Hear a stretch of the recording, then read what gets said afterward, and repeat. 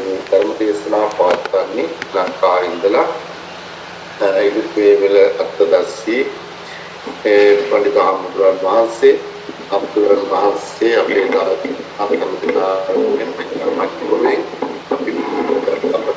විශේෂයෙන්ම අන්නපින් කමේ ප්‍රධාන දායකත්වයේ බාරගෙන කටයුතු කරන නිපුණ සෙනරත් මහත්මයාත් ඒ වගේම පේක්ෂා සෙනරත් මහත්මියත් ඇතුළු පවුලේ හැම දෙනා වෙනුවෙන් අපේ දායක පින්වත්නි හාමුදුරුවෝ වහන්සේ තාමත් ගෞරවයෙන් නමස්කාර පූර්වකව අද ධර්ම දේශනාව සඳහා අපි පිළිගනු ලබනවා. හාමුදුරුවෝ වහන්සේ තාමත් කාර්යබහුල ධර්මයේ දේශනා පවත්වන වගේම දායක පින්වත්තුන් වෙනුවෙන් අන්තරයෙන් ධර්ම විද්‍යාධන හාමුදුරුවෝ වහන්සේ නමක් උන්වහන්සේ මේ ආරාධනාව බාරගෙන අද පළවෙනි ධර්ම දේශනාව පිළිබඳව අපි පුණ්‍යානුමෝදනාත්මක උන්වහන්සේට දෙවන් වෙන ගමන් උන්වහන්සේගේ ශාසනික කටයුතු කරගන්නට උන්වහන්සේට කායික ශක්තිමාන් සත්‍ය නිරෝගී බව ප්‍රාර්ථනා කරමින් තාමත් ගෞරවයෙන් යුක්තව ධර්ම දේශනාව පවත්වන්නට අපි හාමුදුරුවෝ වහන්සේට ආරාධනා කර සිටිනවා.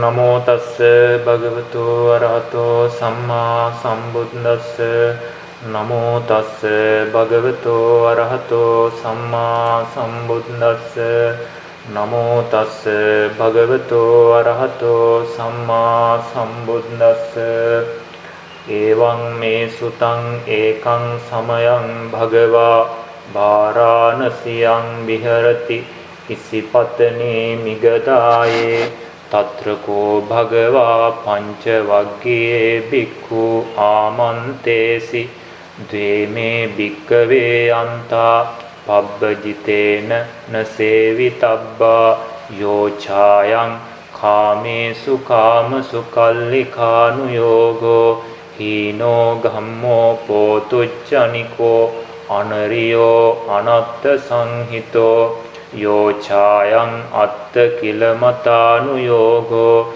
දුක්ඛෝ අනරියෝ අනත්ත සංහිතෝ ඒතේතේ භික්කවේ උබෝ අන්තේ අනුපගම්ම මජ්ක්‍ධිමා පටිපදා තථාගතේන අபிසම්බුද්ධා චක්කුකරණී ඥානකරණී උපසමාය අභිඤ්ඤාය සම්බෝධාය නිබ්බානාය සංවත්තති තීති. හොඳයි ශ්‍රද්ධාවන්ත කාර්මික පින්වතුනි, ඇමරිකා එක්සත් ජනපදයේ නෝර්ත් කැරොලිනා සම්බුද්ධ විහාරයේදී මේ උතුම් වස් කාලය නිමිති කරගෙන බොහෝ අයට ධර්ම අවබෝධය ලබා ගැනීමේ අදහසින් පවත්වාගෙන යන උතුම් සත්පුරුෂ ධර්ම දානමය වැඩපිළිවෙල සඳහා අවසරයි අපේ පූජනීය යටියන වජිරපාල ස්වාමීන් වහන්සේගේ අවවාද අනුශාසනා පරිදි ඒ වගේම වස් ආරාධනා කරමින් මේ කාලේ කටයුතු කරන ඒ නිපුණ මහත්මයා හා උපේක්ෂා මහත්මියගේ ඉල්ලීම ආරාධනාව මත අද දවසේදී බුදුරජාණන් වහන්සේ විසින් දේශනා කරන්න යෙදුණු ඒ උතුම් ධම්මචක්ක පවත්වන සූත්‍ර දේශනාව ඇසුරෙන් හැම දිනාටම ධර්ම අවබෝධයක් ඇති කර ගැනීමටත් ඒ බුදුරජාණන් වහන්සේ දේශනා කළ ධර්මය තම තමන්ගේ ජීවිතවලට දුක නැති කර ගැනීම සඳහා ප්‍රායෝගිකව යොදාගන්නේ කොහොමද, ඒ ධර්මයේ කෙසේ අපි පිළිපැදිය යුතුද කියන කරුණු කාරණා ඇතුළත් ධර්ම අවබෝධයක් ඇති වෙන ධර්ම දේශනාවක් හා ඒ වගේම ශ්‍රවණය කරන ඇත්තන්ගේ යම් ගැටලු තියෙනවා නම් ඒ සඳහා සාකච්ඡාවකට ඉඩ අවකාශ සලස්වමින් අද දවසේදී මේ උතුම් සත්පුරුෂ ධර්ම දානමය කුසලයේ අපි පටන් ගන්න සූදානම්. තුන් ලෝකාග්‍ර වූ සම්මා සම්බුදුරජාණන් වහන්සේ මේට සාරාංශකය කල්පලක්ෂයකට ඉහතදී දීපංකර සර්වඥ පාද මූලයේදී නියත විවරණ අරගෙන ලෝක සත්වයා කෙරෙහි මහත් අනුකම්පාවෙන් කරුණාවෙන් උන්වහන්සේ සංසාර සාගරයට බැසලා පාරමී පුරමින් ඒ පාරමීතාවන් පරිපූර්ණත්වයට පත් කරලා අවසාන භවයේදී ජයශ්‍රීමා බෝධි මණ්ඩලයේදී සියලු ආශ්‍රයක් ක්ෂය කරමින් මාර පරාජය කරමින් සව් කෙලෙසුන් නැසලා සර්වඥතාවයට පත්වෙමින් මහ පොළොව කම්පා කරමින් දසදහසක් ලෝක ධාතුව කම්පා කරමින් උන්වහන්සේගේ සම්බුද්ධත්වයේ ලෞතුරා බුද්ධත්වයේ සනාත කරමින් බුදු බවට පත් වෙලා සත්සති ගෙවමින් උන්වහන්සේ ඒ නිවන් සුව සත්සතියක් ගත කරලා මහා බ්‍රහ්මයාගේ ආරාධනාවෙන් උන්වහන්සේ ඉසිපතනා රාමයට වැඩම කරලා පස්වග මහණුන් අරමුණු කරගෙන පවත්වන්න යෙදුණු අති උතුම් වූ ගාම්භීර වූ පළවෙනි ධර්ම දේශනාව තමයි ධම්මචක්කපවත්තන සූත්‍ර දේශනාව කියන්නේ. ඔබ මේ ධර්ම දේශනාව පිළිබඳව අහලා තියෙනවා, පිරිත් වශයෙන් ශ්‍රවණය කරලා තියෙනවා. බෞද්ධයන් වශයෙන් හැමෝම ධම්මචක්කපවත්තන සූත්‍රය කියලා නම ඇහෙනකොට කවුරුත් දන්නවා මේ සූත්‍රය මොකක්ද කියන එක පිළිබඳව. ඒ නිසා බුදුරජාණන් වහන්සේගේ 80,000ක් ධර්ම දේශනාවන් සියල්ල හකුළුවලා නිවන් මඟ කුළු ගන්නවලා දේශනා කරපු උතුම් දේශනාවක් තමයි මේ ධම්මචක්කපවත්තන සූත්‍ර දේශනාව කියලා කියන්නේ. ඉතින් ඒ නිසා මේ සූත්‍රය ඇසුරෙන් බුදුරජාණන් වහන්සේ මනාකොටම නිවන් මඟ හෙළි කරනවා. බුදුරජාණන් වහන්සේ මේ නිවන් මඟ හෙළි කරන්නේ කුමන තැනක ඉඳලාද කියන එක උන්වහන්සේ පසු සූත්‍රවලදී පැහැදිලි කරලා ලෝක සත්වයාට අනුකම්පාවෙන් දේශනා කරලා තියෙනවා. මම මේ පිළිබඳව නොඑක් වතාවල් වල දේශනා වශයෙන් සිද්ධ කරලා තියෙනවා. උන්වහන්සේ මේ ධර්ම දේශනාවන් සිද්ධ කරන්නේ කුමන තැනක ඉඳලාද? උන්වහන්සේ දේශනා කරන්නේ මහණෙනි මම සම්මා සම්බුද්දයි කියලා පිළින කරන්න යෙදුණා. යම් කිසි කෙනෙක් මේ තුන් ලෝකෙම ඇවිල්ලා කියනවා නම් ඔබ වහන්සේ මේ ධර්මය අවබෝධ කරගෙන නැහැ කියලා මේ තුන් ලෝකෙම එබඳු කෙනෙක් මේ ලෝකේ විද්‍යාමාන වෙන්නේ නැහැ කියලා බුදුරජාණන් වහන්සේ දේශනා කළා. ඒ වගේම මම සියලු ආශ්‍රවයන් සියලු කෙලෙසුන් නසා දැමුවා ආශ්‍රවයක් සේකලා කියලා මම සිහනාද කරනකොට මේ තුන් ලෝකේ දෙවියන් මරුන් බමුන් සහිත සමන බමුණන් සහිත මේ තුන් ලෝකේ කෙනෙක් ඇවිල්ලා කියන්න පුළුවන් නම් ඔබ වහන්සේගේ මෙන්න මේ කෙලෙසේ මේ ආශ්‍රවයේ ගෙවිලා නැහැ කියලා එබඳු කෙනෙක් මේ තුන් ලෝකෙම මම දකින්නේ නැහැ මහණෙනි කියලා උන්වහන්සේ දේශනා කරා. ඒ වගේම යමක් අනුගමනය කිරීමෙන් සියලු දුක් ඡය වීමට ගෙවීමට යනවා කියලා මං සිහනාද කරනවා නම් යම් කිසි කෙනෙක් ඇවිල්ලා කියනවා නම් ඔබ වහන්සේ මේ දුක් ගෙවීමට යන්නේ නැහැ අනුගමනය කරාට කියලා. එබඳු කෙනෙක් මේ තුන් ලෝකෙම විද්‍යාමාන වෙන්නේ නැහැ කියලා උන්වහන්සේදී අපහට දේශනා කරා.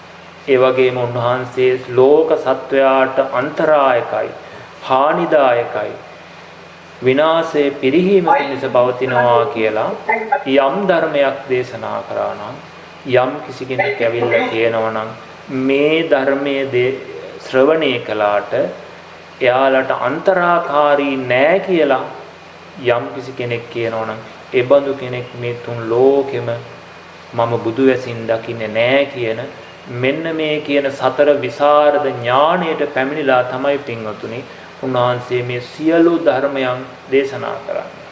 ඉතින් ඒ නිසා අපිට මේ ලැබුණු ධර්මලාභය කියන එක සුළුපටු ලාභයක් නෙවෙයි. මේ ධර්මයේ පිළිබඳව බුදුරජාණන් වහන්සේ දේශනා කරේ මේ ධර්මයේ සම්දිට්ඨිකයි, අකාලිකයි, ස්වක්ඛාතයි කියලා. මුල මැද අග යහපත් වූ කිසිදු ලෝකයේ වෙන ධර්මයක් නැහැ. කොතනින් ගත්තත් බොහෝම ඒ ධර්මයේ යහපත්. මුල මැදාග කොතනින් ගත්තත් ඒකේ අඩුවක් පේන්නේ නැහැ. ඒ නිසා ඒ ධර්මයට කියනවා ස්වක්ඛාතයි කියලා. සම්දිට්ඨිකයි කියලා කියන්නේ මේ ධර්මයේ අනුගමනය කරන කෙනාට ඒ මොහොතේම සැනසෙල්ල ලැබෙනවා. ඒ මොහොතේම යාට ඒ ධර්මයේ සැපය සාන්තිය ලැබෙනවා. ඒක බුදුරජාණන් වහන්සේ අප වෙනවා. ඒ වගේම වටිනාම දේ තමයි මේ ධර්මයේ පින්වතුනි අකාලිකයි. මේ බුද්ධෝත්පාද කාලයට විතරක් සීමා වෙච්ච ධර්මයක් නෙවෙයි. අතීතයේ යම් දවසක ලෝකේ පැවතුණා නම් අද පවතිනවා නම් අනාගතේ කොයි තැනක අපි ඉපදුනත් මේ ධර්මයේ වෙනස් වෙන්නේ නැහැ. අන්න ඒ නිසයි අපි මේ ධර්මයේ පුරුදු පුහුණු කළ යුත්තේ කියන එක මම නිතර මතක් කරලා තියෙනවා. අද අපි ජීවිතේ පුරාවට පුරුදු පුහුණු කරන දේවල් කාලිකයි, සීමා සහිතයි. ඒක තවත් තැනකට තවත් කාලයකට ගැලපෙන්නේ නැහැ. නමුත් පින්වතුනි අද අමාරුවෙන් හරි මේ ධර්මයේ පුරුදු කරොත් ඒක මේ ජීවිතේ අපි නිවන් දැක්කේ නැත්නම් අපි කවදා හෝ නිවන් දකින්න කොතන ඉපදුනත් මේ පුරුදු කරපු ධර්මය අපිව ආරක්ෂා කරන අපිව රකින්න ඒ උතුම් ධර්මය කොතන ගියත් ඒ ධර්මයේ එසේම පවතිනවා. ඒ විදිහට මේ ධර්මයේ වෙනසක් නොවි අපිට සැනසෙල්ලගෙන ඇත්තේ. ඉතින් ඒ නිසා පින්වතුනි බුදුරජාණන් වහන්සේ දේශනා කරේ මේ ධර්මය ඒ නිසා අපි ලැබුණු මොහොතේ ඒකාන්තයෙන් අපි ජීවිතයට එකතු කරගන්න ඕනේ. ඒකාන්තයෙන් මේක අපි පුරුදු පුහුණු කරගත යුතු බව බුදුරජාණන් වහන්සේ දේශනා කරන්න යෙදුණා. ඉතින් ඒ නිසා මේ පින්වතුන්ට මේ ධර්මයේ සඳහා ධර්ම ශ්‍රවණය කිරීම සඳහා උනන්දුවක් ඇති කිරීම සඳහා යම් කෙටි සූත්‍රයක් මම ඔබට මතක් කර සිටිනවා. ඊට පස්සේ අපි මේ ධම්මචක්කපවත්තන සූත්‍ර දේශනාව ඇසුරෙන් අපි ඒ නිවන් මඟ හෙළිපෙළි කර ගැනීම ඒක කොහොමද අපේ ජීවිතය තුළින් මේ ධම්මචක්ක සූත්‍රය අවබෝධ කරගන්නේ, අපේ එදිනෙදා දුක්ඛම් කටළු නැති කරගන්න මේ ධර්මය කොහොමද අපි ප්‍රායෝගිකව උපකාර කරගන්නේ කියන සියලු කරුණු කාරණා ඇතුළත් අපි මේ ධර්ම කරුණු සාකච්ඡා කරමු. ඉතින් ඔබට මේ සූත්‍ර දේශනාව මම බුද්ධ දේශනාවේ තියෙන බුදුරජාණන් වහන්සේ දේශනා කරපු සූත්‍රයක් තියෙනවා සත්‍ති සූත්‍රය කියලා. සත්‍ති සත සූත්‍රය කියලා.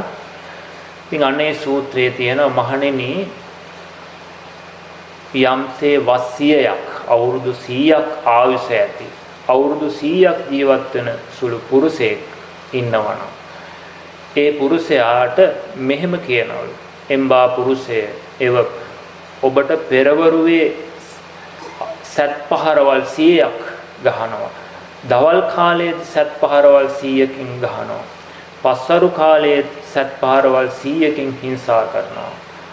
එම්බා පුරුෂේ ඒතෝ දවස් පතා තුන් සත් 100ක් පෙරනු ලබන්නේ අවුරුදු 100ක් ඇවෑමෙන් වස් 100ක් ජීවත් වෙන සුළු ඇවෑමෙන් අවබෝධ නොකළ චතුරාර්ය සත්‍ය අවබෝධ කරන්නේ කියලා යම් කිසි කෙනෙක් ඇවිල්ලා ප්‍රකාශ කරොත් ඇදහිය හැකි විශ්වාස කර යුතු හැකි පුද්ගලයෙක් ඒ විදිහට කිව්වොත් මහණෙනි චතුරාර්ය සත්‍ය පිළිබඳව අනුසස් දන්නා කුල පුත්‍රයෙක් විසින් ඒකට එළඹෙන්නට ඒ සඳහා කැමති වෙන්නට වටිනවා කියලා. කුමක් නිසාද? මේ සංසාරේ අගක් මුලක් පේන්නේ නැහැ කියන. ආයුධ පහරවල්, සත් පහරවල්, කඩු පහරවල් වලින් පෙළිලා ඒ සත් පහරවල්, කඩු පහරවල් කමින් අපේ ජීවිතය විනාශ වෙමින් ලේ ගලපු වාර අනන්තයි අප්‍රමාණයි කියන. ඒ නිසා මහණෙනි ඒ බඳු ඉල්ලීමක් කරොත් අවුරුදු 100ක් ජීවත් වෙන පුද්ගලයෙකුට දිනපතා දවස උදේ දවල් හවස අඩයටි පාරවල් ආයුධ පහරවල් එක වරුවකට 100 ගානේ ගහනවා කියලා කිව්වත් ඒ දුකටත් කැමති වෙන්න කියලා. ඒ වුණාට බුදුරජාණන් වහන්සේ දේශනා කරනවා මහණෙනි එතකදු වුවත් මහණෙනි නුඹලාට මම මේ චතුරාර්ය සත්‍ය ධර්මයේ දුකින් දෝමනස්සේ අවබෝධ කරගන්න නොකිය. මහණෙනි මම මේ ධර්මයේ සුව සොම්නස් ඇතුවම ධර්මයේ අවබෝධ කරගන්නයි මම නුඹලාට මම දේශනා කරන්නේ කියලා ඒ බුදුරජාණන් වහන්සේ මේ සත්‍ය සත සූත්‍රයේදී අප වෙත දේශනා කරන්න යෙදුණා. ඉතින් ඒ නිසා ඒ තරම් දුකක් විඳලා හරි අවබෝධ කරගත යුතු ධර්මයක් තමයි මේ චතුරාර්ය සත්‍ය ධර්මය කියලා කියන්නේ. ඉතින් ඒ නිසා අපි ඒ සඳහා උත්සාහවත් වෙන්න මේ ලැබුණු ක්ෂණ සම්පත්තිය කියලා කියන්නේ ඒ අපේ සසර ගමන කෙටි කරගන්න නැවත දුගතියකට නොවැටි තමන්ගේ සසර ආරක්ෂා කරගන්න තියෙන උතුම් ක්ෂණ සම්පත්තියක් කල්යාණ මිත්‍ර සත්පුරුෂ ඇසුරක් කියන එක මතක් කරමින් අපි බුදුරජාණන් වහන්සේ දේශනා කරන්න යෙදුණු ඒ ධර්මචක්ක සූත්‍රයේ තුලින් දේශනා කරන්නලා තියෙන චතුරාර්ය සත්‍ය පිළිබඳව ඒ චතුරාර්ය සත්‍ය ධර්මය කොහොමද අපේ ජීවිතය තුලින් ගලපාගෙන අවබෝධ කරගන්නේ කියන කාරණාව අපි මෙතෙන් සිට අපි සාකච්ඡා කරමු. පින්වතුනි ඔබට මම මුලින්ම මාර්තුකා කළෙත් ඒ ධම්මචක්කපවත්තන සූත්‍රයේ තියෙන පළවෙනිම දේශනාවේ තියෙන ඒ මුල් දහම් පාඨය. බුදුරජාණන් වහන්සේ මේ දේශනාව කළේ කුමක් නිසාද කියන ඉතිහාස ඓතිහාසික කාරණා වගේම ශ්‍රෝත නිධානය පිළිබඳව අපි හැමෝම දන්නවා. ඉතින් ඒ නිසා මම ඒ සූත්‍ර නිධානයන් පිළිබඳව ඓතිහාසික කාරණාවන් පිළිබඳව මේ වෙලාවේදී දේශනා කරන්න යන්නේ නැහැ. කුමක් නිසාද?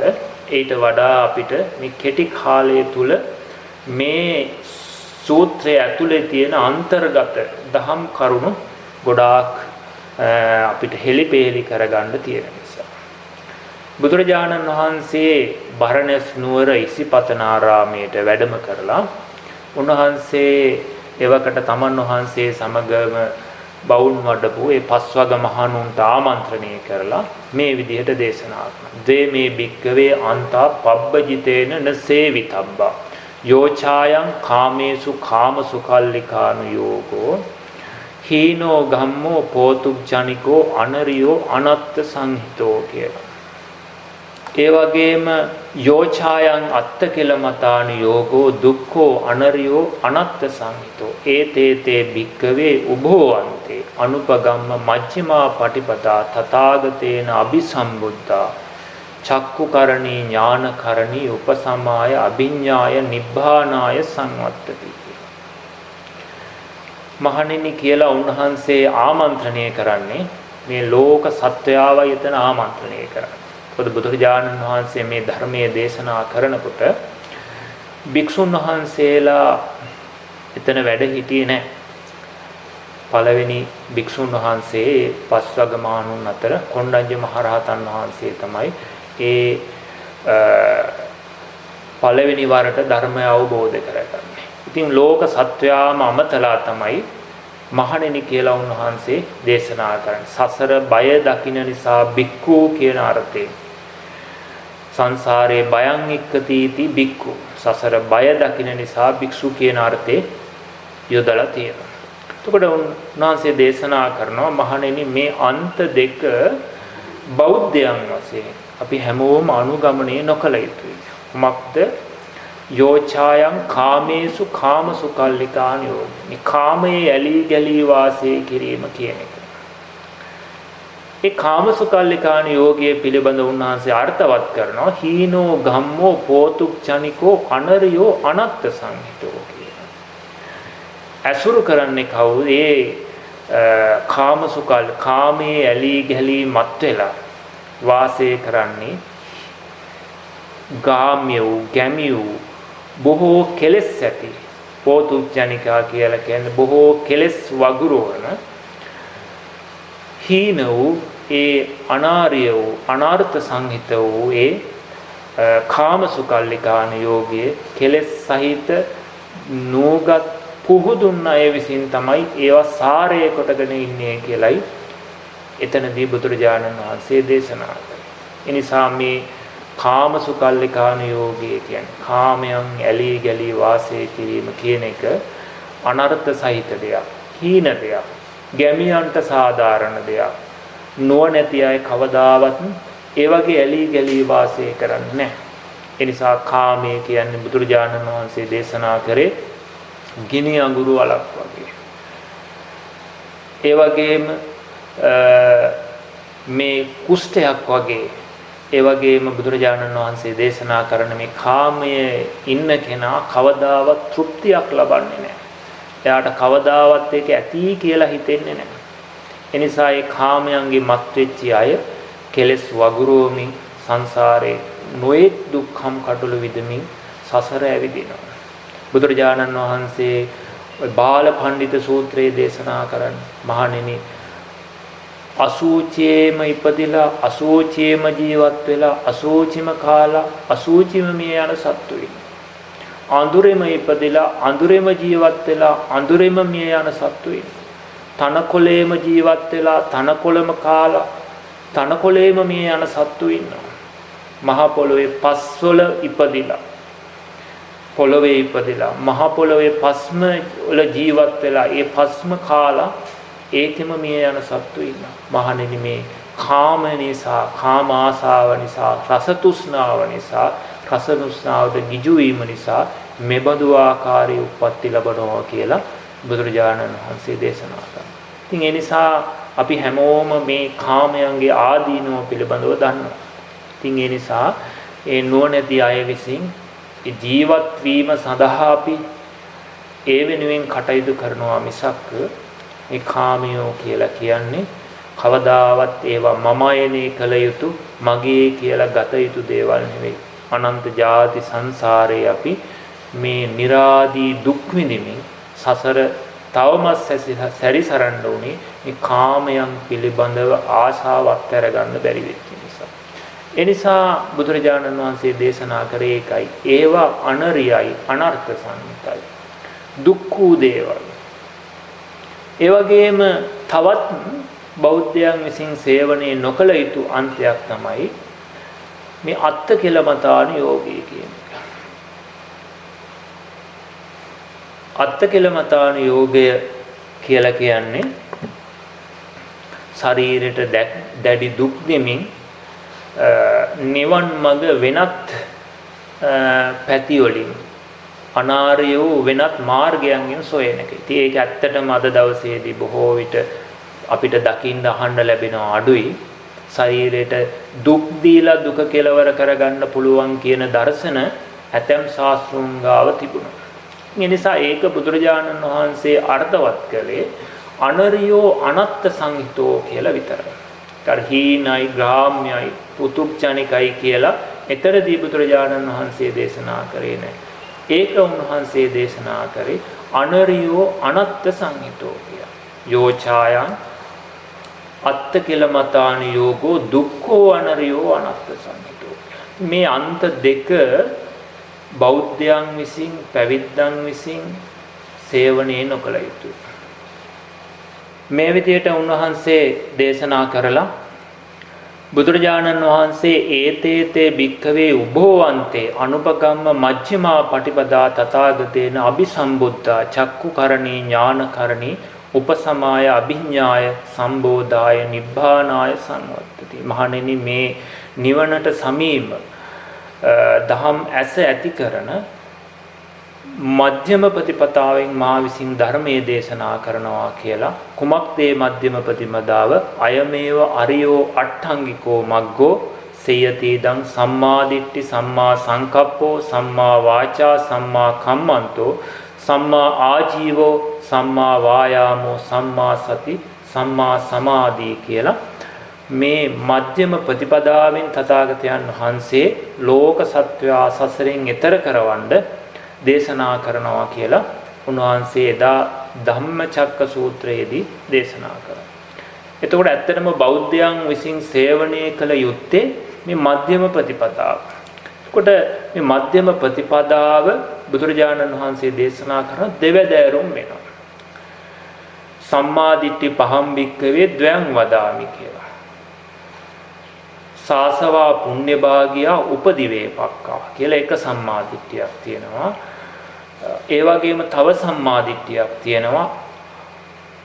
අරියා අනාසවා ලෝකෝත්තර මග්ගංගා කියලා. ආර්ය වූ අනාශ්‍ර වූ ලෝකෝත්තර මාර්ගය අනුව යන සම්මාදිට්ඨියක් තියෙනවා කියලා කියනවා. එතකොට මේ විදිහට මේ බුදුරජාණන් වහන්සේ දේශනා කරපු මේ මධ්‍යම ප්‍රතිපදාව සම්මා දිට්ඨි සම්මා සංකප්ප සම්මා වාචා කම්මන්ත ආජීව කියන මධ්‍යම ප්‍රතිපදාව සීල සමාධි ප්‍රඥා කියන ත්‍රිශික්ෂාව අනුගත වෙලා තමයි මේ දේශනා කරලා තියෙන්නේ.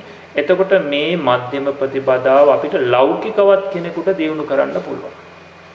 ඒ තමයි සත්ව පුද්ගල භාවයේ තුල කුසලයේ අකුසලයේ තුල කර්මයේ විපාකය අදහමින් කර්මයේ විපාකය සහිත නුවණින් යුක්තව අනුගමනය කරන මධ්‍යම ප්‍රතිපදාව. ඒ මධ්‍යම ප්‍රතිපදාව තමයි අපි දන් දීම, සිල් රැකීම, භාවනා කිරීම, ඒ වගේම වත් පිළිවෙත් කිරීම, පින්කම් කිරීම ආදී මේ අපි සත්ව පුද්ගල භාවයේ තුල ඒ සිදු කරන ලෝකයේ හොඳ නරක කියලා ඒ දැනගෙන කරන උතුම් පුණ්‍ය ප්‍රතිපදාව තමයි අපි ලෞකික සම්මාදිට්ඨිය කියලා කියන්නේ. ඒ සම්මාදිට්ඨිය අංග සම්මාදිට්ඨි සම්මා සංකප්ප සම්මා වාචා කම්මන්ත ආජීව කියන මේවා කෙනෙකුට වෙන වෙනම අංග වශයෙන් ඒවා දියුණු කරගන්න පුළුවන්. ලෝකෝත්තර සම්මාදිට්ඨිය කියලා කියන්නේ ඒක දර්ශනයක්. ඒක සත්වපුද්ගල භාවයේ ඉක්මා ගියපු මේ තුන් ලෝකේම බුදු කෙනෙක් ඇති තැනත් නැති තැනත් ලෝකේ තියෙන ලෝක ධර්මතාවයක් තමයි බුදුරජාණන් වහන්සේ ලෝකෝත්තර සම්මාදිට්ඨිය හැටියට දේශනා කරන්නේ. මේ ලෝකෝත්තර සම්මාදිට්ඨිය තුළින් තමයි කෙනෙකුට මේ සසර දුක නිමා කරගන්න පුළුවන් වෙන්නේ, සසරෙන් එතර වෙන්න පුළුවන් වෙන්නේ. ඒ නිසා ඒ සම්මාදිට්ඨිය තමයි නිවන් දකින්න කෙනා විසින් මතු කරගත යුත්තේ, අවබෝධ කරගෙන ප්‍රතිපදාවක් වශයෙන් අපි පුරුදු පුහුණු කළ යුත්තේ. ලෞකික සම්මාදිට්ඨිය තුළින් පින්වතුනි වෙන්නේ ලෝකයේ තුල යහපත.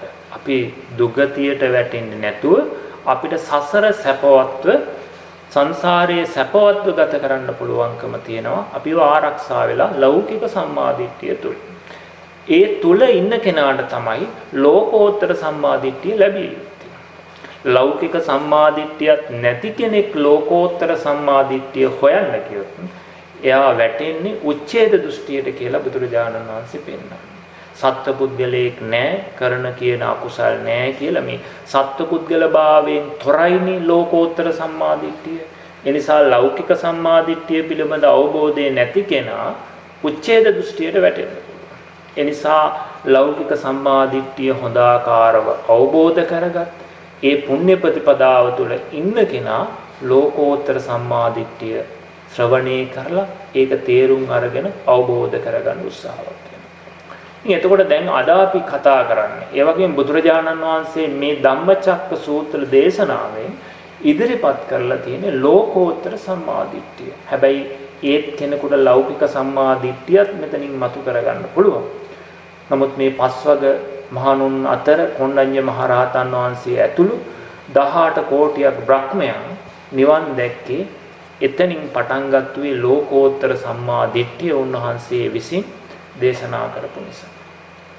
ඒ විදිහට බුදුරජාණන් වහන්සේ මජ්ක්‍ධිම ප්‍රතිපදාවෙන් දහම් දේශනා කරනවා කියලා මතක් කරලා උන්වහන්සේ නැවත ඒ මධ්‍යම ප්‍රතිපදාවෙන් අවබෝධ කරගත යුතු දේ මොකද්ද? අවබෝධ කරගත යුතු චතුරාර්ය සත්‍ය මොකද්ද කියන එක උන්වහන්සේ මතක් කරනවා. ඉදං කෝපන භික්ඛවේ දුක්ඛං අරිය සත්‍යං. අවබෝධ කරගත යුතු මොකද්ද? මේ දුක්ඛාරය සත්‍ය අවබෝධ කරගත යුතු. මොකද්ද මේ දුක්ඛාරය සත්‍ය? ජාතිපි දුක්ඛා, ජරාපි දුක්ඛා, ව්‍යාධිපි දුක්ඛා, දුක්ඛෝ මරණම්පි දුක්ඛං, අප්පියේහි සම්පයෝගෝ දුක්ඛෝ, ප්‍රියේහි විප්පයෝගෝ දුක්ඛෝ, යම් පිච්ඡං නලබති තම්පි දුක්ඛං, සංකිට්ඨේන පංච උපාදානස්කන්ධා දුක්ඛ. කියන ඔන්න ඔය කියන දුක්ඛාරය සත්‍ය ඒ වගේම ඉදං කෝපන භික්ඛවේ දුක්ඛ සමුදය. ඒ කියන දුක හටගන්නේ කොහොමද? යායන් තණ්හා පෝනෝ භවිකා නන්දි රාග සාගතා తත්‍ර తත්‍රා විනන්දිනී සේයති දං කාම තණ්හා භව තණ්හා විභව තණ්හා කියලා. ඒ දුක නැවත නැවත හටගන්න හේතුව හේවත් දුක්ඛ සමුදය හැටියට මේ කාම තණ්හා භව තණ්හාව විභව තණ්හාව කියන මේ සමුදය සත්‍යය. යෝ තස්සාය තණ්හාය අශේෂ විරාග නිරෝධෝ ඡාගෝ පටිනිස්සග්ගෝ මුත්‍ති අනාලයෝ කියලා ඒ තණ්හාවගේම නිර්වශේෂ නිරෝධයෙන් නැති කිරීමෙන් නිරෝධ සත්‍යයක් ලැබෙන බවත් ඒ වගේම ඒ දුකින් නැති කිරීමේ මග හැටියට අය මේ වාරියෝ වට්ටංගිකෝ මග්ගෝ සේයති දං සම්මාදිට්ඨි ආදී ආර්ය අෂ්ටාංග මාර්ගය කියන මෙන්න මේ චතුරාර්ය සත්‍ය ධර්මයේ තමයි මහණෙනි මං විසින් මේ මධ්‍යම ප්‍රතිපදාව හැටියට දේශනා කරන්නේ කියලා උන්වහන්සේ මේ මධ්‍යම ප්‍රතිපදාවෙන් අවබෝධ කරගත යුතු ඒ සත්‍ය හතර පිළිබඳ උන්වහන්සේ ධම්මචක්කේ ඉස්සරෝම පස්වග මහණුන්ට දේශනා කරන්න යෙදුණා. ඒ නිසා අපි අවබෝධ කරගත යුතු සත්‍ය හතර මොකද්ද මේ කියන දුක්ඛාරය සත්‍ය, සමුදයාරය සත්‍ය, නිරෝධාරය සත්‍ය, මාර්ගාරය සත්‍ය කියන සත්‍ය හතර. මේ විදිහට අවබෝධ කරගත යුතු සත්‍ය උන්වහන්සේ හෙළිපෙහෙළි කරලා ඒ සත්‍ය අවබෝධ කරගත යුත්තේ මොන ආකාරයෙන්ද කියන එක දෙවනුව දේශනාව. ඉදං දුක්ඛං අරිය සත්‍යන්ති මේ භික්කවේ පුබ්බේ අනුනුසුතේසු ධම්මේසු කියලා මේ ත්‍රිපරි වට්ටයට අනුකූලව උන්වහන්සේ දේශනා කරනවා මේක පියවර 3කින් ආකාර 12කින් මේ චතුරාර්ය සත්‍ය ඔබ අවබෝධ කරගත යුතුයි කියලා. මේ යතින් සඳහන් කර දුක්ඛ සත්‍ය, සමුදය සත්‍ය, නිරෝධ සත්‍ය, මාර්ග සත්‍ය කියන මේ චතුරාර්ය සත්‍ය පියවර 3කින් ආකාර 12කින් අවබෝධ කරගත යුතුයි. ඒක තමයි උන්වහන්සේ දේශනා කරේ ඒවං ත්‍රිපරිවට්ටං ද්වාදසාකාරං ඥාන දස්සනං සුවිසුද්ධං අහෝසි කියලා. මහණෙනි වට්ට 3කින් හා ආකාර 12කින් මේ චතුරාර්ය සත්‍ය පිළිබඳවම අවබෝධ කරගත්තා. ඉතින් අපිටත් මේ චතුරාර්ය සත්‍ය අවබෝධ කරගන්න යෑමේදී මේ ආකාරයටයි අවබෝධ කරගත යුත්තේ. ඒක බුදුරජාණන් වහන්සේ දේශනා කරා ඉදං දුක්ඛං අරිය සත්‍යන්ති මේ භික්කවේ පුබ්බේ අනුනුසුතේසු ධම්මේසු චක්කුං උදපාදි ඥානං උදපාදි පඤ්ඤා උදපාදි විඥා උදපාදි ආලෝකෝ උදපාදි. මේ දුක්ඛාරය සත්‍යයි කියලා අපි මුලින්ම අවබෝධ කරගන්න. මේ දුක්ඛ සත්‍ය පිළිබඳව ඇතිතතු ඇත්ත හැටි මුලින්ම අපි දැනගන්න. ඒකයි කියන්නේ මේ දුක්ඛ සත්‍යයි කියලා දැනගත වෙන්නේ. තංකෝ පනිදං දුක්ඛං අරිය සත්‍යං පරිඤ්ඤයන්ති. මේ දුක්ඛ සත්‍ය පිළිබඳව කුමක්ද කළ යුත්තේ? මේ දුක්ඛ සත්‍ය මහණෙනි පිරිසිඳ දත යුතු එකක්. මේ දුක්ඛ සත්‍ය පහ කලන්න හෝ වඩන්න හෝ සාත් කරන්න තියෙන එකක් නෙවෙයි. මේ දුක්ඛ සත්‍ය පිරිසිඳ දැකිය යුතු දෙයක්. අඩුවක් නැතුව අවබෝධ කරගත යුතු දෙයක්. මහණෙනි මේ දුක්ඛ සත්‍ය මම අවබෝධ කරගත්තා කියන නුවණ ආයුතුයි. ඒ විදිහට සමුදය සත්‍ය පිළිබඳවත් මේ සමුදය සත්‍යයි කියලා අපි අවබෝධ කරගත යුතුයි. ඒකට බුදුරජාණන් වහන්සේ දේශනා කරා පුබ්බේ අනනුසුතේසු ධම්මේසු. මේ දුක්ඛ සත්‍ය පිළිබඳව, සමුදය සත්‍ය පිළිබඳව, නිරෝධ මාර්ග සත්‍ය කියන මේ චතුරාර්ය සත්‍ය පිළිබඳව පෙර නොඇසූ විරෝධහම්මසක් මට අවබෝධ වුණා, පහළ වුණා. එතකොට අපි දැනගත යුත්තේ අර කියන ලෞකික අර්ථයෙන් නෙවෙයි මේ චතුරාර්ය සත්‍ය පිළිබඳව. සත්ව පුද්ගල භාවයෙන් දුක් විඳින මම ලෙඩ වෙනවා, මම මහලු වෙනවා, මම මරණයටපත් වෙනවා කියන මේ ජාති ජරා ආදී පුද්ගල භාවයෙන් දුක් විඳින එකක් පිළිබඳව නෙවෙයි උන්වහන්සේ දේශනා කරේ. ඒක බුදුරජාණන් වහන්සේ මේ බුදු වෙන්න පෙරම උන්වහන්සේ අවබෝධ කරගත්තා. සතර පෙර නිවිති දැකලා ඒ ජාති ජරා ආදී මේ දුක් පිළිබඳව අවබෝධ කරගත්තා. නමුත් බුදු වීම සඳහා අවබෝධ කරගත්තේ ඊට එහා ගියපු සත්‍යයක් පිළිබඳව. ඒක තමයි මේ සත්පුද්ගල භාවයෙන් තොරව ලෝකේ පවතින ධර්මතාවයක් හැටියට අවබෝධ වෙච්ච කාරණාව. එතකොට මේ චතුරාර්ය සත්‍ය පිළිබඳව අපි දැනගත යුත්තේ කොහොමද? දුක්ඛ සත්‍ය, සමුදය නිරෝධ මාර්ග කියන මේ සත්‍ය ත්‍රිපරිවට්ටයට අනුකූලව. මොකක්ද මේ ත්‍රිපරිවට්ටය කියලා කියන්නේ? අපි තේරුම් ගන්න ඕනේ. ත්‍රිපරිවට්ටය පිළිබඳව පැහැදිලි කරොත් සත්‍ය ඥාන, කෘත්‍ය ඥාන, කෘතඥාන කියන මෙන්න මේ ආකාර තුන පිළිබඳව තමයි එතනින් අදහස් වෙන්නේ. මං කිව්වේ පියවරවල් තුනකින් මේ චතුරාර්ය සත්‍ය අවබෝධ කරගත යුතුයි කියලා. එතකොට මොකක්ද මේ පියවරවල් තුන? දුක්ඛ සත්‍ය පිළිබඳව සත්‍ය ඥානය, දුක්ඛ සත්‍ය පිළිබඳව කෘත්‍ය ඥානය, දුක්ඛ සත්‍ය පිළිබඳව කෘතඥානය. ඒ විදිහට සමුදය සත්‍යයේ සත්‍ය ඥානය, සමුදය සත්‍යයේ කෘත්‍ය ඥානය, සමුදය සත්‍යයේ කෘතඥානය. නිරෝධ සත්‍ය පිළිබඳව සත්‍ය ඥානය, නිරෝධ සත්‍ය පිළිබඳව කෘත්‍ය ඥානය, නිරෝධ සත්‍ය පිළිබඳව කෘතඥානය. එතකොට සත්‍ය ඥානෙ, කෘත්‍ය ඥානෙ, කෘතඥානය කියලා අදහස් කරේ සත්‍ය ඥානය කියලා කියන්නේ ඒක දුක්ඛ සත්‍ය පිළිබඳව යථාභූත ඥානය. ඒ කියන්නේ ඇත්තටම බුදු කෙනෙක් පහළ වුණත් නැතත් සත්ව පුද්ගල භාවයෙන් තොරව ලෝකයේ ඇති අනාත්ම ධර්මතාවයක් හැටියට, නාම රූප ධර්ම ටිකක්, ස්කන්ධ ටිකක් හැටියට තමයි බුදු කෙනෙක් පහළ වුණත් නැතත් මේ සත්ව පුද්ගල භාවයේ තුල සත්ව පුද්ගල භාවයෙන් තොරව අවිඥානිකව පවතින හැම භෞතික දෙයක් තුලම පවතින්නේ සත්ව පුද්ගල භාවයෙන් තොරව ධර්මතා ටික. දුක්ඛ සත්‍ය කියලා කියන්නේ අන්න ඒකට. අපි උදාහරණයක් වශයෙන් කිව්වොත් එහෙම අපි ලෙඩ වෙනවා කියලා කිව්වොත් අපි ලෙඩ වෙනවා, මහලු වෙනවා කියන කාරණාව තුළ ඇත්තටම පැවතුනේ මේ සතර මහා ධාතු රූපය ආකාර විකාරවි. ඒකේ ප්‍රත්‍ය විකලත්වය නිසා කර්ම හෝ චිත්ත හෝ ඍතු හෝ ආහාර කියන මේ ප්‍රත්‍යභාවයන්ගේ වෙනස්කම් නිසා මේ රූපය ආකාර විකාර භාවයටපත් වෙනවා.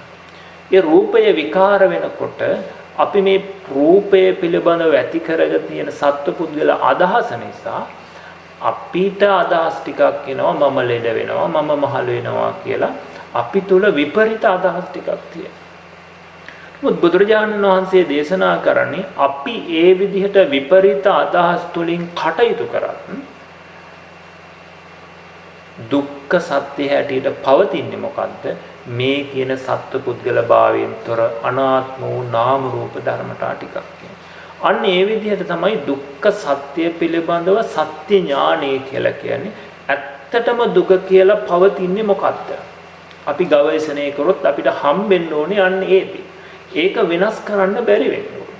දැන් අපි දුක්ඛ සත්‍ය හැටියට ගත්තොත් පුද්ගලයෙක් ලෙඩ වෙනවා, මැරෙනවා, මහලු වෙනවා කියලා අපි පරීක්ෂා කරලා බැලුවොත් පුද්ගලයා කියන තැන තියෙන්නේ මොනවද? කෙස්, ලොම්, නිය, දත්, හම, මස්, නහර ආදී කුණප කොටස් ටික. එහෙම නැත්නම් තවත් පැත්තකින් කිව්වොත් පඨවි, ආපෝ, තේජෝ, වායෝ ආදී සතර මහා ධාතු ගොඩක් තමයි පුද්ගලයා කියන තැන තියෙන්නේ. එතකොට කෙනෙක් නුවණින් විමසලා බැලුවොත් මේ පුද්ගලයෙක් ලෙඩ වෙනවා කියන තැන මොකද්ද වෙන්නේ? කෙස්ලිකලේ පුද්ගලයා කියන තැන තියෙන්නේ මෙහෙම කොටස් ටිකක් නම්, කෙස්ලොම්, නිය, දත් ආදී කොටස් ටිකක් නම්, එතකොට කෙස් ලෙඩ වෙනවද? ලොම්, නිය, හම, මස් ලෙඩ වෙනවද? පුද්ගලයා කියන්නේ කෙස් වලටද, ලොම් වලටද, නහරද, ඇට මිදුළුද? එහෙම නැත්නම් පුද්ගලයා කිව්වේ පඨවි ධාතුවද, ආපෝ ධාතුවද, තේජෝ ධාතුවද, වායෝ ධාතුවද කියලා කෙනෙක් නුවණින් බැලුවොත් එයාට මේ පුද්ගලයෙක් හම්බෙන්නේ නැහැ හොයාන කියලා. හම්බෙන්නේ මොනවද? එතන තියෙන අනාත්ම ධර්ම ටික. ඉතින් ඒ නිසා මේ වැරදි දේ ගවේෂණය කරන්න ඒක වෙනස් වෙනවා. අතුරුදහන්. හැබැයි යමක් ඇත්තනම් ඇත්ත කෙනෙක් හොයනවා නම් හොයන්න මතුවෙනවා. ඉතින් ඒ නිසා බුදුරජාණන් වහන්සේ දේශනා කරේ මේ දුක්ඛ සත්‍ය කියන එක සැබෑ සත්‍ය කියන්නේ මොකක්ද කියලා ඒ සත්‍ය ඥානය පිළිබඳව ඉස්සරෝම අවබෝධ කරගත්තොත් ඒකට තමයි දුක්ඛ සත්‍ය පිළිබඳව සත්‍ය ඥානය කියලා කියන්නේ. ඊළඟට ඒ අවබෝධ කර ධර්මයේ වෙනුවෙන් අපි කෙසේ කටයුතු කළ යුතුද කියනකොට කෘත්‍ය ඥානය හැටියට මහණෙනි මේ දුක්ඛාර සත්‍ය පරිඤ්ඤයන්ති පිරිසිඳ දත යුතුයි. මේ දුක්ඛයි කියලා අපි අවබෝධ කරගත යුතුයි කියලයි උන්වහන්සේ පිරිසිඳ දත යුතු දෙයක් අවබෝධ කරගත යුතු දෙයක් හැටියට පෙන්නනවා. ඒ වගේම මේ දුක්ඛ සත්‍ය අවබෝධ වුණන් පස්සේ ඒ දුක්ඛ සත්‍ය මට අවබෝධ වුණා කියන නුවණද Tamanට පහළ වෙනවා. ඒක තව කෙනෙක් නෙවෙයි කිය යුත්තේ. ඔබට චතුරාර්ය සත්‍ය අවබෝධ වුණා කියලා තව කෙනෙක් කියන එකක් නෙවෙයි. ඒ දුක්ඛ සත්‍ය Tamanටම වැටහෙන අවබෝධය පිළිබඳව. ඉතින් ඒ නිසා පින්වතුනි ඒ විදිහට දුක්ඛ සත්‍ය පිළිබඳව ওই විදිහට පියවර 3කින් අපි අවබෝධ කරගන්නවා. ඒ විදිහට සමුදය සත්‍ය පිළිබඳව දුක ඇති කරන්නේ කුමකින්ද? කෙනෙක් දුක ඇති කරනවද?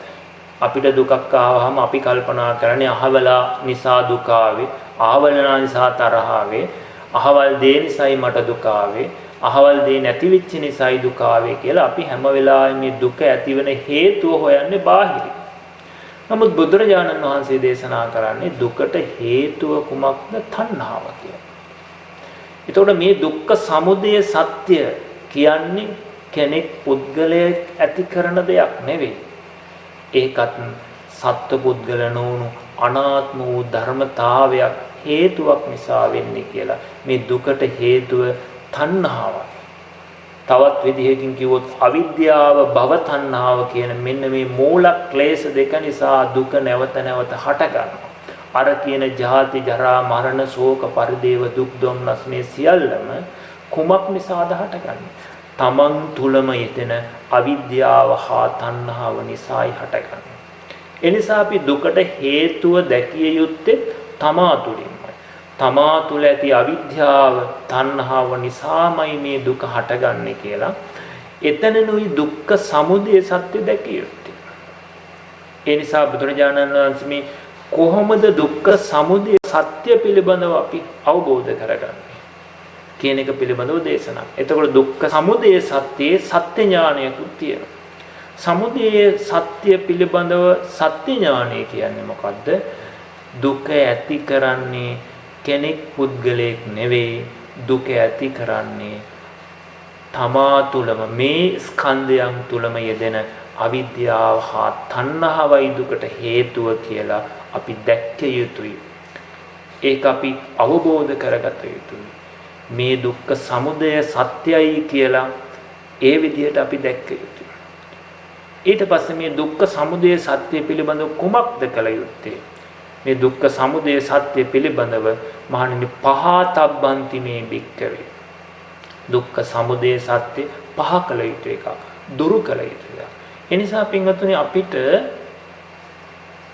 මේ සමුදය සත්‍ය එහෙම නැත්නම් අවිද්‍යාව තණ්හාව කියන එක අයින් කරන්න පුළුවන් එකක්, ගෙවන්න පුළුවන් එකක්. මෙතෙන්ටම අපි සම්බන්ධ කරොත් කර්මය කියන එක. තවත් විදියකින් කිව්වොත් මේ සමුදය සත්‍ය හැටියට මේ කර්මය කියලා කියන්නත් පුළුවන්. අපි රෑ දවල් දෙකේ ඇති කරගන්න රැස් කරගන්න කර්ම ටික.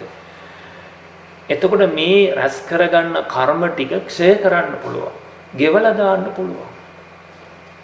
සමුදය සත්‍ය කියන එක අපි දුරු කළොත්, අයින් කරොත් අනන්ත ජාති සංසාරේ විඳපු සියලු දුක් අවසන් වුණා වෙනවා. අනාගතයේ විඳින්න තියෙන සියලු දුක් අපි නිමා කළා වෙනවා. ඉතින් ඒ නිසා අපි දුක නැති කරන්න නම් නැති කළ යුත්තේ ඒ සමුදය සත්‍යයි දුරු කළ යුත්තේ කියන එක බුදුරජාණන් වහන්සේ දේශනා කරා. ඉතින් එහෙනම් මේ අවිද්‍යාව තණ්හාව කියන එක දුරු කරන්න පුළුවන් වෙන්නේ, ඒක Tamanටම අයින් කරන්න පුළුවන් වෙන්නේ ඒ සමුදය සත්‍ය තමා තුල යෙදෙන නිසා. ඒක අපි අලුතෙන් ඇති කරගත්තු එකක් නිසායි අපිට ඒක අයින් කරන්න පුළුවන් වෙන්නේ. ඇත්තටම අපි උපතින්ම මේ සමුදය සත්‍ය ස්ථිර වශයෙන් නිත්‍ය වශයෙන් අරගෙන ආවම ඒක අපිට අයින් කරන්නත් බැරි නම්, ඒක එන්නේ බාහිරින් නම්, දුකට හේතුව බාහිර නම් තියෙන්නේ, කෙනෙකුට කවදාවත් කැලේට ගිහිල්ලා මේ ධර්මයේ පුහුණු කරලා නිවන් දකින්න බෑ. නමුත් මේ ලෝකේ එහෙම තියද්දී කෙනෙකුට තනියම මේක අවබෝධ කරගෙන සියලු දුක් නිමා කරන්න පුළුවන් වෙන්නේ දුකට හේතුව බාහිර නෙවෙයි තමා තුළම යෙදෙන මේ නොදන්නාකම තණ්හාව නිසා. ආනේ කාරණාව අපි තේරුම් ගන්න. එතකොට ඒ සමුදය සත්‍ය පිළිබඳවත් දැන් තමන් තුළ මේ දුකට හේතුව නිරුද්ධ වුණා, අවසන් වුණා කියලා තමන්ටම අවබෝධය වෙනවා. එනිසා තමයි දුක්ඛ සමුදය සත්‍ය පිළිබඳව පරිඥාතන්ති මට ඒ පහතබ්බන්ති පහ කළා පහතබ්බන්ති කියලා මම මේ සමුදය සත්‍ය පහීන වුණා කියලා මේ විදිහට පියවරවල් වලින් අවබෝධ කරගන්න පුළුවන්. පහ කළ යුතුයි ඒ සමුදය සත්‍ය මා තුල ප්‍රහීන වුණා කියලා තමන්ටම අවබෝධ වෙනවා. එතකොට නිරෝධ සත්‍ය පිළිබඳවත් ඉදං දුක්ඛ නිරෝධං අරිය සත්‍යං පුබ්බේ අනුසුතේසු ධම්ම මේ දුක්ඛ නිරෝධ සත්‍යයි කියලා අපි අවබෝධ කරගත යුතුයි. මේ නිරෝධ සත්‍ය දුක්ඛ නිරෝධ සත්‍ය සච්චිකාතබ්බන්ති මේ නිරෝධ සත්‍ය සාත් කළ යුතු එකක්. ඒ නිරෝධ සත්‍ය වඩන්නවත් පහ කරන්නවත් අවබෝධ කරගන්න තියෙන එකක් නෙවෙයි. ඒක සාත් කළ යුතු එකක්. ඒකට අපිට ලැබෙන එකක්. කොහොමද ඒක ලැබෙන්නේ? ඒ දුක්ඛ නිරෝධ සත්‍ය ලැබෙන්නේ ඉහතදී මම මතක් කරා තණ්හාය අශේෂ විරාග නිරෝධෝ ඡාගෝ පටිනිස්සග්ගෝ.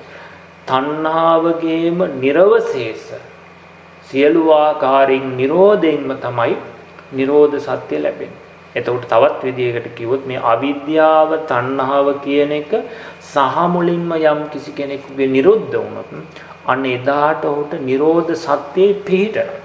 නිරෝධ සත්‍ය ලැබෙනවා. ඉතින් ඒ නිසා අපි දුක නැති කරන්න කියලා අපි වෙන වෙන බාහිර දේවල් කරලා හරියන්නේ නැහැ. ලෝක සත්වයා දුක නැති කරන්න කොහොමද හදන්නේ? එක එක දේවල් කරනවා. රැකී ආරක්ෂා කරනවා, ගොවිතැන්පත් කරනවා, හරි හම්බ කරනවා, එකතු කරනවා, රැස් කරනවා.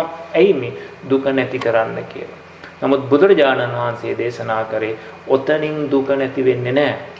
දුක නැති වෙනනම් නැති වෙන්නේ දුකට හේතුව වූ තණ්හාව නිසාමයි. නමුත් පින්වතුනි අවාසනාවන්ත කාරණාව තමයි අවිද්‍යාව නිසා යමක් නිසා දුක ඇති වෙනවා. ඒ දුක ඇති වෙන හේතුවම දුක නැති කරන්න පුළුවන් කියලා කෙනෙක් හිතාන ඉන්නවා නම් පින්වතුනි ඒක ඔහු කවදාවත් දුකෙන් මිදෙයිද කියලා. ඒ දුකට හේතුව තණ්හාවයි කියලා බුදුරජාණන් වහන්සේ දේශනා කරා.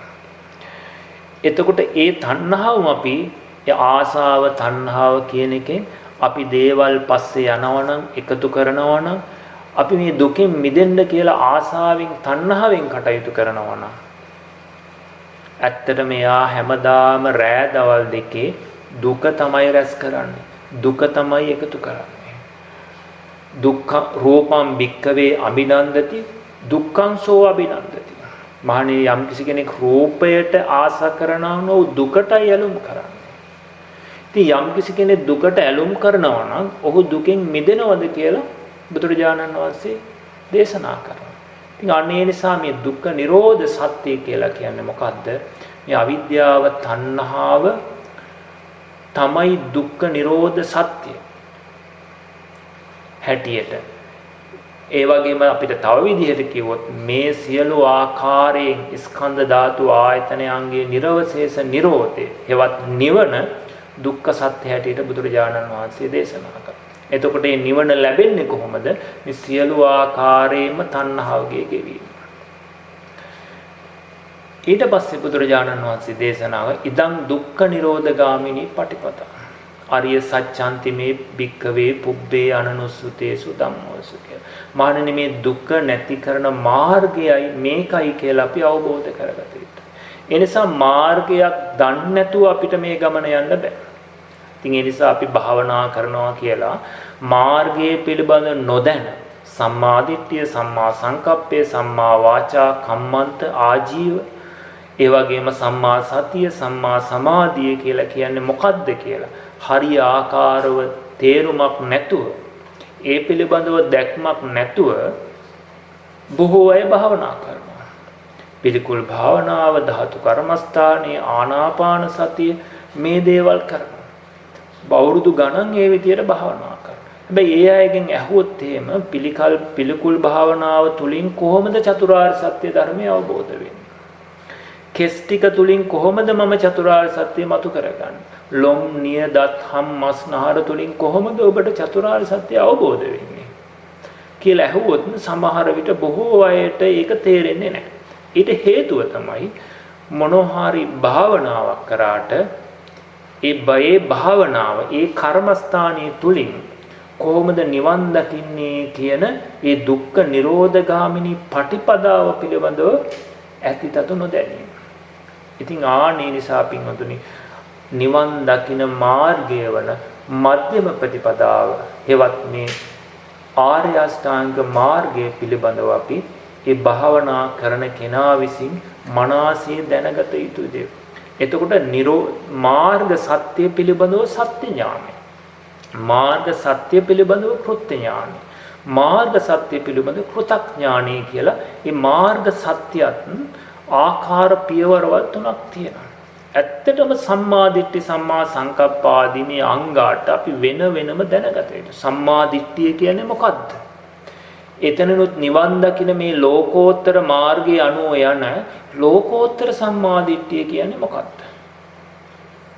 ඇත්තට ලෝකෝත්තර සම්මා දිට්ඨිය කියන්නේ මොකද්ද කියලා කෙනෙකුගෙන් ඇහුවොත්, බණ අහලා සූත්‍ර කියවලා තියෙන කෙනෙක් ප්‍රකාශ කරන්න පුළුවන්. සම්මා දිට්ඨිය කියන්නේ දුක්ඛේ ඥානං, සමුදය ඥානං, නිරෝධේ ඥානං, මාර්ගේ ඥානං කියලා මේ විදිහට ප්‍රකාශ කරන්න පුළුවන්, කියන්න පුළුවන්. එතකොට ඒ වගේම සම්මා දිට්ඨිය කියලා කියන්නේ ඇත්ත ඇති හැටියෙන් දැකීම කියලා කියන්නත් පුළුවන්. නමුත් ඇත්තටම ඒ කීම තුල ඒවා අපේ ජීවිතයේ තුලින් අපිට තේරුම් ගිහිල්ලා තියෙනවා. මම ඔයිට පෙරත් මතක් කරා, අපිට දුක ආවේ දරුවෝ ලෙඩ වෙනකොට. ඒ වගේම අපි කැමති දේවල් නැති වෙනකොට, අපිට අකමැති දේවල් ලැබෙනකොට, අපි බලාපොරොත්තු වූ දේවල් අහිමි වෙනකොට තමයි අපිට දුක ආවේ. ප්‍රියේහි විප්‍රයෝගෝ දුක්ඛෝ, අප්‍රියේහි සම්පයෝගෝ දුක්ඛෝ, යං කිච්ඡං නලපති තම්පි දුක්ඛං. යමක් ප්‍රාර්ථනා කරනවාද, ලබා ගන්න උත්සාහවත් කරනවාද, ඒක නොලැබේ. ඔය දුක් ඔක්කොම ඔතෙන්ට දාන්න පුළුවන්. එතකොට මේ අම්මා ලෙඩ වෙනවා, දරුවෝ ලෙඩ වෙනවා, ප්‍රියයන්ගෙන් වෙන් වෙනවා කියන එක තුල, එහෙම නැත්නම් මම ලෙඩ වෙනකොට, මට කෙනෙක් බනිනකොට, මේ තුලිනුයි අපිට මේ ධර්මයේ මතුවෙන්න ඕනේ. එතනනුයි අපිට ධර්මයේ එන්න ඕනේ. එතකොට දුකට හේතුව තණ්හාව අපිට කොහෙද පැමිණලා තියෙන්නේ? අපේ ජීවිතය ඇතුළෙම තියෙන මේ ඉඩ කඩන්, යාන වාහන, ගෙවල් දොරවල් ආදී මේ සම්මුති වස්තු තුලයි අපිට තණ්හාව ඇති වෙලා තියෙන්නේ. එතකොට ඒ තුලිනුයි අපිට මේ කියන මාර්ගය මතුවෙන්න ඕනේ. එහෙම නැතුව අර පොතේ තියෙන වචන ටිකෙන් නෙවෙයි අපිට මේ චතුරාර්ය සත්‍ය දැනගන්න ඕනේ. අපි කන බොන බක්ති ගාන තුලින්, අපි උදේ හවා යන මේ රැකී ආරක්ෂාවේ අපිට හම්බෙන පුද්ගලයන් තුලින්, අපි අඳින ඇඳුම් පැළඳුම් තුලින්, මේ තුලින් අපිට මේ කියන චතුරාර්ය සත්‍ය ධර්මය අපිට මතුවෙන්න ඕනේ. අන්න එතකොට අපිට කියන්න පුළුවන් එයා මේ කතා කරන්නේ පොතේ දැනුමක් නෙවෙයි, ඇත්තට මෙයා මේ සම්මා දිට්ඨිය කියන්නේ මේකයි කියලා තේරුම් අරගෙනයි කතා කරන්නේ කියලා අපිට කියන්න පුළුවන්. මොකද ඇත්තටම අපිට දුක ඇති වෙලා තියෙන තැනිනුයි නැති කරන්න වෙන්නේ. එතකොට සම්මා දිට්ඨිය කියන එකෙන් අදහස් කරේ මොකද්ද? සම්මා දිට්ඨිය කිව්වේ දුක පිළිබඳව ඥානය. දුක ඇතිවන හේතුව පිළිබඳව ඥානය. දුක්ඛ නිරෝධය පිළිබඳව ඥානය. දුක්ඛ නිරෝධගාමිනී පටිපදාව පිළිබඳව ඥානය. කියන මේ චතුරාර්ය සත්‍ය පිළිබඳව නුවණයි සම්මා දිට්ඨිය ඇටියට බුදුරජාණන් වහන්සේ දේශනා කරේ. එතකොට ඒ අනුව දුක කියලා අපි අපේ එදිනෙදා ජීවිතයේ තුලින් දුක්ඛ සත්‍ය අවබෝධ කරගන්න ඕනේ. එතකොට මොකද්ද මේ දුක්ඛ සත්‍ය කියලා බුදුරජාණන් වහන්සේ දේශනා කරේ? මේ කියන අපි ලෝකේ සත්ව පුද්ගල භාවයෙන් සලකන තැන ඇත්තේ සත්ත්ව පුද්ගල නොවුණු අනාත්ම වූ නාම රූප ධර්ම ටික. එහෙම නැත්නම් පංච උපාදානස්කන්ධයක් තමයි අපට මේ දුක්ඛ සත්‍ය හැටියට හම්බෙන්නේ කියලා බුදුරජාණන් වහන්සේ දේශනා කරා. එතකොට මේ සූත්‍රයේ මේ ධම්මචක්කපවත්තන සූත්‍රයේදී අපි මේ චතුරාර්ය සත්‍ය ධර්මය අවබෝධ කරගන්නකොට ඔබට මතක් කරා අපි ලෞකික ප්‍රතිපදාවේදී ඒ චතුරාර්ය සත්‍ය ධර්මය අනුගමනය කරනකොට අනුගමනය කරන මධ්‍යම ප්‍රතිපදාව ලෞකිකව හා ලෝකෝත්තරව අපට ලැබෙනවා කියලා. එතකොට මේ ලෝකෝත්තර සම්මාදිට්ඨිය තුලින් අපි ඒ චතුරාර්ය සත්‍ය අවබෝධ කරගන්නකොට ඒ චතුරාර්ය සත්‍ය වෙන වෙනම අවබෝධ කරගත යුතු දෙයක් නෙවෙයි. දුක්ඛ සත්‍ය වෙනම අවබෝධ කරගන්න, සමුදය සත්‍ය වෙනම පහ කරන්න, නිරෝධ සත්‍ය වෙනම සාත් කරන්න, මාර්ග සත්‍ය වෙනම වඩන්න තියෙන එකක් නෙවෙයි. ඒක අපිට බුදුරජාණන් වහන්සේ කොහොමද මේක වෙන්නේ කියන එක ගවම්පති කියලා සූත්‍රයක් තියෙනවා සංයුත්ත නිකායේ. ගවම්පති සූත්‍රයේ දේශනා කරනවා මහණෙනි මා විසින් බුදුරජාණන් වහන්සේගෙන් මෙසේ අසන ලදී කියලා. යම් කිසි කෙනෙක් දුක දැක්කොත් ඔහු දුකට හේතුවද දකිනවා, ඔහු දුක්ඛ නිරෝධයද දකිනවා, දුක්ඛ නිරෝධ ගාමිනී ප්‍රතිපදාවද දකිනවා. යම් කෙනෙක් දුකට හේතුව දැක්කොත් ඔහු දුක පිරිසිඳ දන්න කෙනෙක්, සමුදය දුරු කෙනෙක්, නිරෝධය සාත් කළ කෙනෙක් කියලා මේ විදියට ගවම්පති සූත්‍රයේදී දේශනා කරන්න යෙදුණා. ඉතින් ඒ නිසා අපි මේ බුදුරජාණන් වහන්සේගේ ප්‍රතිපදාව තුළ ඇත්තටම අපිට කරන්න තියෙන්නේ දුක පිරිසිඳ දකින්න, සමුදය දුරු කරන, නිරෝධය සාත් වෙන මාර්ගයේ වැඩෙන ප්‍රතිපදාව හැටියට බුදුරජාණන් වහන්සේ දේශනා කරපු මේ දුක අවබෝධ කරගන්න එක, පිරිසිඳ දකින්න එක. ඒ නිසා අපි මුලින්ම තේරුම් ගන්න ඕනේ මොකක්ද අවබෝධ කරගත්තේ දුක කියන එක.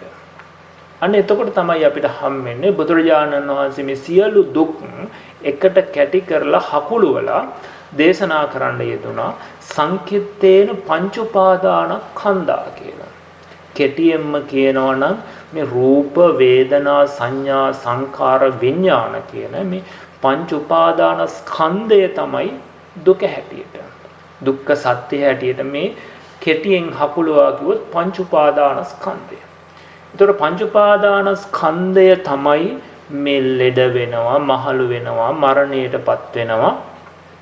ඒ වගේම නිന്ദා අපහාස තුලින් කැමැති දේ නොලැබීම, අකමැති දේ ලැබීම ආදී මේ සියලු දුක් නිර්මාණය වෙලා තියෙන මේ පංච උපාදානස්කන්ධය තුල. එතකොට අපි කෙනෙක් ලෙඩ වෙනවා, කෙනෙක් මහලු වෙනවා, කෙනෙක් දුක් විඳිනවා කියන තැන බුදුරජාණන් වහන්සේ දේශනා කරේ එතන පවතින්නේ සත්ව පුද්ගල නොවුණු ස්කන්ධ පහ. පංච උපාදානස්කන්ධයක් තමයි පවතින්නේ. එතකොට අපිට හම්බෙන රූපේ ආරම්භය, අපිට ඇහැට රූපයක් ගැටෙනකොට ඒ රූපේ ආරම්භය අපිට සැප දුක් වෙනවා. කනට ශබ්දයක් ඇහෙනකොට ඒ ශබ්දේ ආරම්භය අපිට සැප දුක් වෙනවා. දිවට රසයක්, නාසයට ගන්ධයක්, කයට ස්පර්ශයක්, හිතට අරමුණක් දැනෙනකොට මේ ආයතන හය හරහා, තවත් විදිහට කිව්වොත් ඇහැ, කන, නාසය, දිව, ශරීරය, මනස කියන මේ ආයතන හය හරහා තමයි අපිට සැප දුක් ගලාගෙන එන්නේ. එතකොට අපිට යමක් පෙනෙනකොට පේනවා කියන තැන, මම යමක් දකිනවා කියන තැන බුදුරජාණන් වහන්සේ දේශනා කරේ එහෙම දැකීමක් කෙනෙක් පුද්ගලයෙක් දකිනවා නෙවෙයි.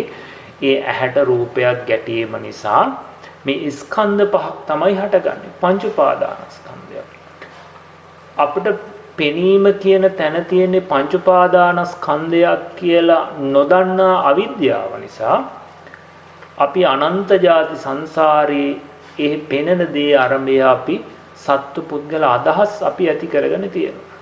ඒක ඇත්තටම බොහෝ අය මේ කාරණාව දන්නවා. මගෙන් බොහෝ අය ධර්ම ශ්‍රවණය කරලා තියෙන අය මේ සම්මා දිට්ඨිය පැහැදිලි කරනකොට මම කියන දේශනා කරන දේශනාව. එතකොට පෙනෙන දේ තුල තියෙන ස්කන්ධ පහක් පංච උපාදානස්කන්ධය. ඒක පිළිබඳව නොදන්නාකම නිසා අපි ඇති කරගෙන තියෙන විපරිත අදහස් ටිකක් තමයි සත්පුද්ගල භාවය කියන්නේ. අපි තුල තියෙන විපරිත අදහස් ටිකක් කියලා අපිටම තේරෙන්නේ අපි මම කියලා කියන තැන, පුද්ගලයෙක් කියලා කියන තැන තියෙන ධර්ම ටික හොයන්න ගියොත්, අවුස්සන්න ගියොත්, ගවේෂණය කරන්න ගියොත් අපිට පුද්ගලයෙක් හම්බෙන්නේ නැහැ. සතර මහා ධාතු රූපයකුයි ඒ රූපයේ ඇසුරු කරගෙන පවතින වේදනා, සංඥා, සංකාර, විඥාන කියන මේ ස්කන්ධ ටිකක් තමයි අපිට හම්බෙන්නේ. ඒ නිසා තමයි බුදුරජාණන් වහන්සේ දේශනා කරේ මහණෙනි මේ දුක කියන තැන තියෙන්නේ සත්පුද්ගල නොවුණු අනාත්ම වූ ස්කන්ධ පහක හට ගැනීම. ඒක බුදුරජාණන් වහන්සේ නොයේ ක්‍රම වලින් පෙන්වනවා. මේ ස්කන්ධ පහ නාම රූප හැටියට පෙන්වනවා, 12 ආයතන හැටියට පෙන්වනවා, 18 ධාතු හැටියට පෙන්වනවා, පටිච්ච සමුප්පාදේ චතුරාර්ය සත්‍ය හැටියට මේ හැම තැනක පෙන්වන්නේ මේ පංච පාදානස්කන්ධේ හට ගැනීම. එතකොට මේ පංච පාදානස්කන්ධේ නාම රූප හැටියට කිව්වොත් ඒ රූපස්කන්ධේ රූපෝපාදානස්කන්ධය තමයි රූප. එහි තියෙන වේදනා, සංඥා, සංකාර, විඥාන නාම රූප. මේ නාම රූප දෙක තමයි පංච පාදානස්කන්ධය හැටියට අපි කියන්නේ. අන්න ඒ නිසා මම මේ ඔබව අරගෙන එන්නේ අපි මේ චතුරාර්ය සත්‍ය ධර්මය අවබෝධ කරගන්න නම් අපි දැනගත යුතුයි දුක්ඛ සත්‍යයේ සත්‍ය ඥානය පිළිබඳව.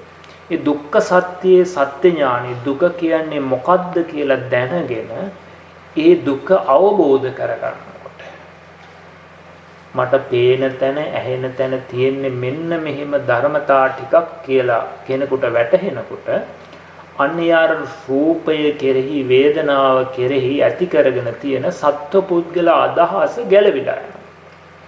නිරුද්ධ වෙලා යනවා. ඒ නිරුද්ධ වෙන්නේ යාට රූපේ යථා ස්වභාවය වැටහෙනකොට. එතකොට පින්වතුනි රූපය පිළිබඳව ඇතිතතු නොදන්නාකම නිසා අපි ඇති කරගෙන තිබුණා නම් යම් කෙලෙස් ටිකක්, කර්ම ටිකක්, ඒ නිසා අපිට යම් දුක් ටිකක් ආවා නම් ඒ සියලු කර්ම, කෙලෙස්, දුක්ද සියල්ලම නිරෝධ වීමට යනවා. ඉතින් ඒක ඔබට හොඳට නුවණින් බැලුවොත් තේරෙයි අපිට දුක ආවේ පඨවි ධාතුව නිසාවත්, කෙස් නිසා, ලොම් නිසා නෙවෙයි. අපිට දුක ආවේ දරුවා නිසා, ගෙවල් දොරවල් නිසා, යාන වාහන නිසා, මම නිසා කියලා මේ සත්වපුද්ගල භාවය ඇතුලේ තමයි අපි දුක් විඳින්නේ. නමුත් සත්වයා කියන අදහස අපි ඇති කරගත්තු විපරිත අදහසක් කියලා තේරුම් අරගෙන එතන තියෙන්නේ සත්වපුද්ගල නොවුණු අනාත්ම වූ නාම රූප දෙකක් කියලා වැටහිච්ච කෙනාට ඒ නිසා ඇතිවෙච්ච සියලු දුක් අවසානයට යනවා. ඒ නිසා පින්වතුනි ඔබට මේ රූපය, වේදනා ආදී ධර්මය අවබෝධ වීමෙන් ගෙවීමට යන්නේ මේ වර්තමානයේ විඳින දුක විතරක් නෙවෙයි. අනාගත කාලේ යම් තාක් දුක් විඳින්න තියෙනවා. නිරේ වැටිලා, പ്രേත ලෝකේ වැටිලා, සතර අපායේ වැටිලා යම් තාක් දුක් විඳින්න උරුමකමක් තියෙනවා නම්, හේතු ටිකක් තියෙනවා. ඒ සියලු සංසාර දුකද මේ අවබෝධයත් එක්කම නිරුද්ධ වෙලා යනවා. ආනේ නිසා තමයි මේ දුක නිරෝධ වෙන්නේ. අපි නිරෝධය සාත් කළ යුතු එකක්. කියන්නේ ජීවත්ව ඉද්දිම අපිට සියලු සාංශාරික දුක අවසන් කරන්න පුළුවන් වෙනවා. ඒ අවසන් කරන්න පුළුවන් වෙන්නේ දුකේ ඇතිතතු හරි හැටි දැකීම තුළ. ඒ නිසා බුදුරජාණන් වහන්සේ දුක පිරිසින දකින්න යනකොට ඒක පියවරවල් කීපයකින් පෙන්නන්නේ අවබෝධ කරගන්න. එතකොට මේ මුලින්ම අපි හොඳට අපි බැලුවොත් අපිට දුක් කියන තැන කාම ලෝකේ බොහෝ අයට රූපය නිසා තමයි දුක් කියන්නේ. ඒ නිසා මුලින්ම අපිට රූපේ ඇති මුලාව දුරු කර ගැනීම සඳහා අපිට කමඨහන් බුදුරජාණන් වහන්සේ පෙන්වනවා. ධාතු කර්මස්ථානයේ පිළිකුල් භාවනාව, අසුභ භාවනාව ආදී මේ කර්මස්ථාන තුලින් රූපේ ඇතිතතු බලන්න. රූපේ ඇතිතතු පේනකොට රූපය පිළිබඳව අපි තුල ඇති වෙලා තියෙන සියලු කෙලෙස් කර්ම ගෙවීමට යනවා. සියලු දුක් ගෙවීමට යනවා රූපේ ඇත්ත දැක්කාම. ඒ නිසා මුලින්ම අපි උත්සාහවත් වෙති රූපය අවබෝධ කරගන්න. රූපේ හොඳට තේරෙනකොට ඒ රූපය ඇසුරු කරගෙන පවතින වේදනා සංඥා සංකාර ආදී නාම ධර්මයෝද පහසුවෙන් නිදුකින් අපිට අවබෝධ වෙනවා. ඒවා මතු වෙනවා. ඒ බව බුදුරජාණන් වහන්සේ දේශනා කරා. ඉතින් ඒ නිසා අපි පියවරෙන් පියවර ආවොත් දැන් අපි ආව චතුරාර්ය සත්‍ය කියන එක. ඒ චතුරාර්ය සත්‍ය ධර්මයේ අපි අවබෝධ කරගන්න යනකොට අපිට ප්‍රතිපදාව හැටියට හම්බෙන්නේ මොකද්ද? සම්මාදිට්ඨිය කියන එක. සම්මාදිට්ඨිය තුල තියෙන අන්තර්ගතය මොකද්ද කියලා බැලුවාම අපිට හම්බුණා චතුරාර්ය සත්‍ය පිළිබඳව නුවණ. එතකොට චතුරාර්ය සත්‍ය පිළිබඳව නුවණ අපි දැනගෙන අපි ඒ චතුරාර්ය සත්‍ය අවබෝධ කරගන්න නම් එහි ඇති දුක පිරිසිඳ දත යුතුයි කියන තැනට අපි මනස අරගෙන ආවා. එතකොට දුක පිරිසිඳ දකින්න යනකොට දුක හැටියට අපිට හම්බෙන්නේ මොකද්ද කිව්වේ? මේ පංච උපාදාන ස්කන්ධය. මොකද්ද? රූප, වේදනා, සංඥා, සංකාර, විඥාන කියන ස්කන්ධ පහ. අපිට යමක් පේනවා කියන තැන ওই ස්කන්ධ පහක් තමයි හටගෙන තියෙන්නේ. මේ ස්කන්ධ පහෙන් තොරව යමක් අපිට පේන්න බෑ, ඇහෙන්න බෑ. ඉතින් ඒ නිසා බුදුරජාණන් වහන්සේ දේශනා කරපිට දැන් අපිට තේරුණේ නැතත් දැන් අපි හිතන්නේ මට පේනවා, මගේ ඇහෙන් දකින්නවා කියලා ওই විදිහට. නමුත් බුදුහාමුදුරුවෝ දේශනා කරේ ඔබ මම දකින්නවා කියන තැන ඔබ හොඳට හොයන්න. දකින්නේ මම නම් ඒ දකින මම කෝ? තමන්ගේ ආධ්‍යාත්මික ගවේෂණය කරනකොට අපිට ඒ කියන පුද්ගලයෙක් හම්බෙන්නේ නැතුව මේ කියන ධර්මතා පහ තමයි හම්බෙන්නේ කියලා ඔබ තේරුම් ගත්තා. ඊට පස්සේ දැන් අපි මිනිස්යෝ වශයෙන් ගත්තාම, දෙවිවරු වශයෙන් ගත්තාම බොහෝ සෙයින් මේ රූපය නිසා දුක් විඳිනවා. රූපයට බොහෝ සෙයින් මුලා වෙලා තියෙන නිසා සතර සතිපට්ඨානයේ බුදුරජාණන් වහන්සේ කායානුපස්සනාව මුලින්ම දේශනා කරලා කායානුපස්සනාව තුලින් අපිට මුලින්ම රූපේ නිසා ඇතිවෙන දුක් යටපත් කරලා නාම ධර්ම මතු කරගෙන මේ නාම රූප දෙක තුලින් අපිට මේ චතුරාර්ය සත්‍ය ධර්මය අවබෝධ කරගන්නයි පෙන්නේ. හොඳයි, දැන් මේවා සමහර විට මේ කියනකොට කෙනෙකුට අමාරු වෙන්නත් පුළුවන්. ඉතින් මේක ඔබ ධර්ම ශ්‍රවණය කරලා තියෙන කෙනෙකුට මේක අපහසු නැහැ. ඉතින් යම් සාකච්ඡාව තුලින් අපිට නොතේරෙන දෙයක් තියෙනවා නම් කතා කරගන්නත් පුළුවන්. ඒ අනුව රූපේ අපි අවබෝධ කරගන්න යන ගමනේදී කෙනෙකුට ඒක පහසු වෙනවා පිළිකුල් භාවනාව ධාතු කර්මස්ථානයේ කොතනින් හෝ එකකේ. අපි කියමුකෝ අපි ධාතු කර්මස්ථානයේ තෝරාගත්ත රූපය අවබෝධ කරගන්න. එහෙම නැත්නම් පිළිකුල් භාවනාව කියලා. අපි කාටත් පහසු තැනක් ගත්තොත් පිළිකුල් භාවනාව කියන එක නොදන්න කෙනෙකුට වුණා. මේ පිළිකුල් භාවනාව තුළින් කොහොමද රූපේ අනුව ගියපු කෙලෙස් නැති කරගන්නේ කියලා බැලුවොත් බුදුරජාණන් වහන්සේ දේශනා කරපු ඒ කුණුප කොටස් 32 හොඳින් අපි වටහාගෙන තේරුම් අරගෙන ඒ අනුව මානසිකාරය පවත්වන්න. එතකොට අපි මුලින්ම ආධුනික කෙනෙක් පටන් ගත්තා කියලා කියමු අපි කුණුප කොටස් මේ 32කින් කුණුප කොටස් 5 පිළිබඳව කේසා ලෝමා නකා දන්තා තචෝ කියන මේ කුණුප කොටස් 5. එතකොට මෙතනින් තමයි කෙනෙක් පටන් ගන්නෝ 32ම මුලින් අපි තේරුම් ගන්න ප්‍රගුණ කළාට භාවනාවේදී මුල් කොටස් 5න් තේරුම් ගන්න. මේ කොටස් 5 උදාකාරව වැටහුණත් කෙනෙකුට ප්‍රමාණවත් රූපය පිළිබඳව වටහා ගන්න. එතකොට එයා යම් මෛත්‍රී හෝ බුදු ගුණ ආනාපාන සතියකින් හිත සමාධිමත් කරගෙන හොඳට මේ මානසිකාරය කරමින් කේසා ලෝමා නකා දන්තා තචෝ කියන මේ තච පංචකේ අනුලෝම ප්‍රතිලෝම වශයෙන් හොඳට සිහියෙන් මෙනෙහි කර. කේසා කියනකොට තමන්ගේ හිතට වැටහෙන්න ඕනේ හොඳට. කේසා කියන නිකං වචන ටිකක් කියලා හරියන්නේ නැහැ. ලෝමා කියනකොට ආන්නේ විදිහට අපි ඇහෙන් දැකලා වටහාගෙන තියෙන දේ මනසට ඔප්පු වෙන්න ඕනේ. ඒ විදිහට අනුලෝම ප්‍රතිලෝම වශයෙන් හොඳට මේ කොටස් ටික වැටහුණන් පස්සේ එක කොටසක් අරගෙන කේසා කියන කොටස ගත්තාම අපි මේ කෙස් කියලා අපිට සිහි වෙනකොටම අපි මේ කෙස් පිළිබඳව ඇති කරගෙන තියෙන සත්ව පුද්ගල සංඥාව එතෙන්ට අපිට වැටහෙනවා. කෙනෙකුගේ පුද්ගලයෙකු කියන අදහස එනවා.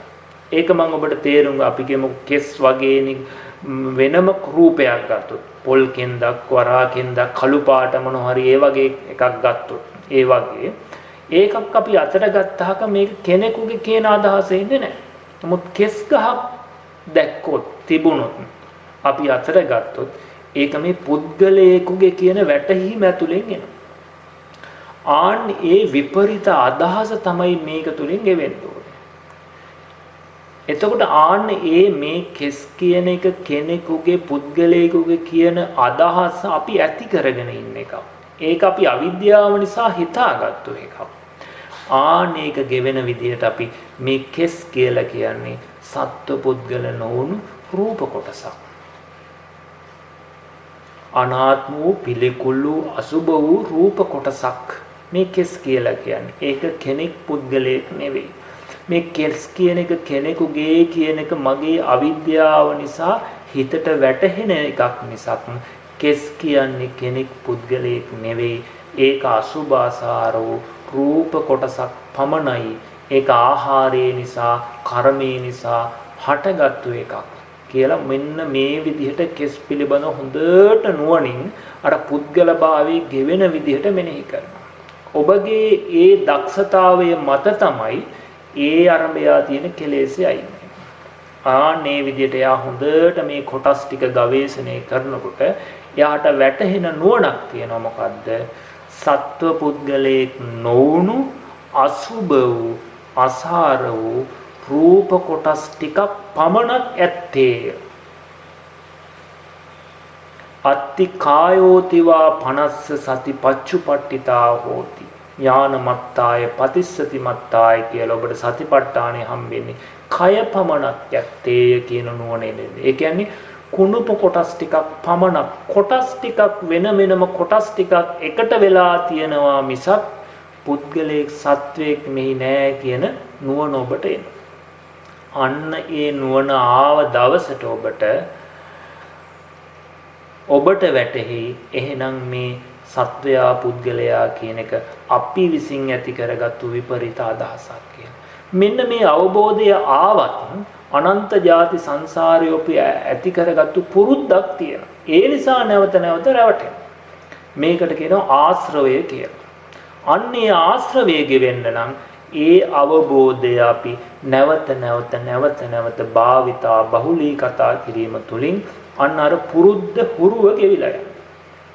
ඒ නිසා අපි භාවනා කරනකොට අපිට දකින අහන දැනගන්න විඳින හිතෙන හැම අරමුණක් අරඹයාම පෙනෙන රූපයක් අරඹයා මේ අහවල් කෙනා පුද්ගලයා කියලා සිහි වෙනකොට නෑ එතන තියෙන්නේ මෙබඳු ආකාරයේ කුණුප කොටස් ටිකක්.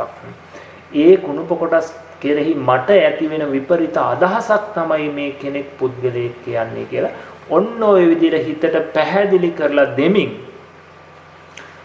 අර කුණුප කොටස් ටික කෙරෙහි අර සම්මා දිට්ඨිය පවත්වන. මේ විදිහට නැවත මානසිකාරය කරනකොට අර පුරුද්ද ගෙවිලා ගිහිල්ලා අන්න අපි තුල මේ රූපය පිළිබඳ අවබෝධ වෙනවා. මේ අවබෝධයත් එක්කම ඔබට ඊළඟ වැටහෙනවා එහෙනම් මේ රූපය කෙනෙක් පුද්ගලයෙක් නෙවෙයි කියන එක ඔබට අවබෝධ වෙනවා.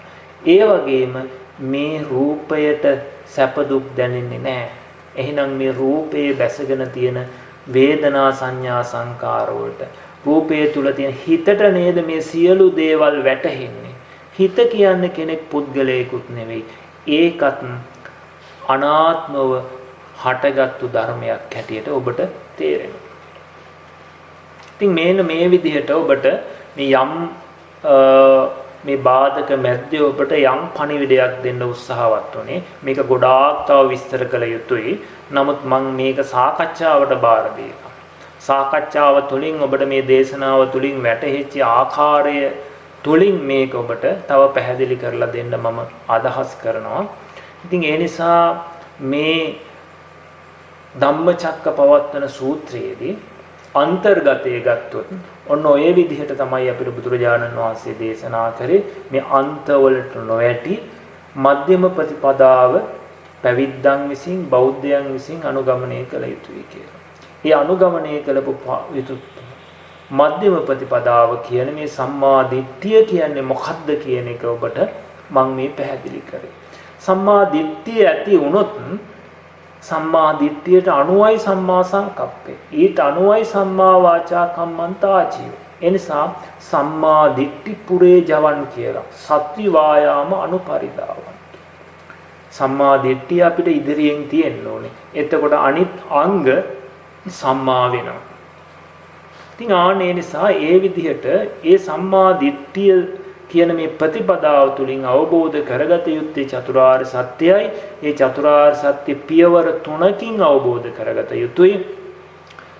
ආකාර 12කින් අවබෝධ කරගත යුතුයි කියලා දේශනා කරා. එතකොට එක සත්‍යයකට 3 ගානේ සතර සත්‍යයට 12ක් වෙනවා. එතකොට තමයි ඒ ද්වාදසාකාරං ඥාන දර්ශනං කියලා බුදුරජාණන් වහන්සේ දේශනා කරන්න වදාළේ.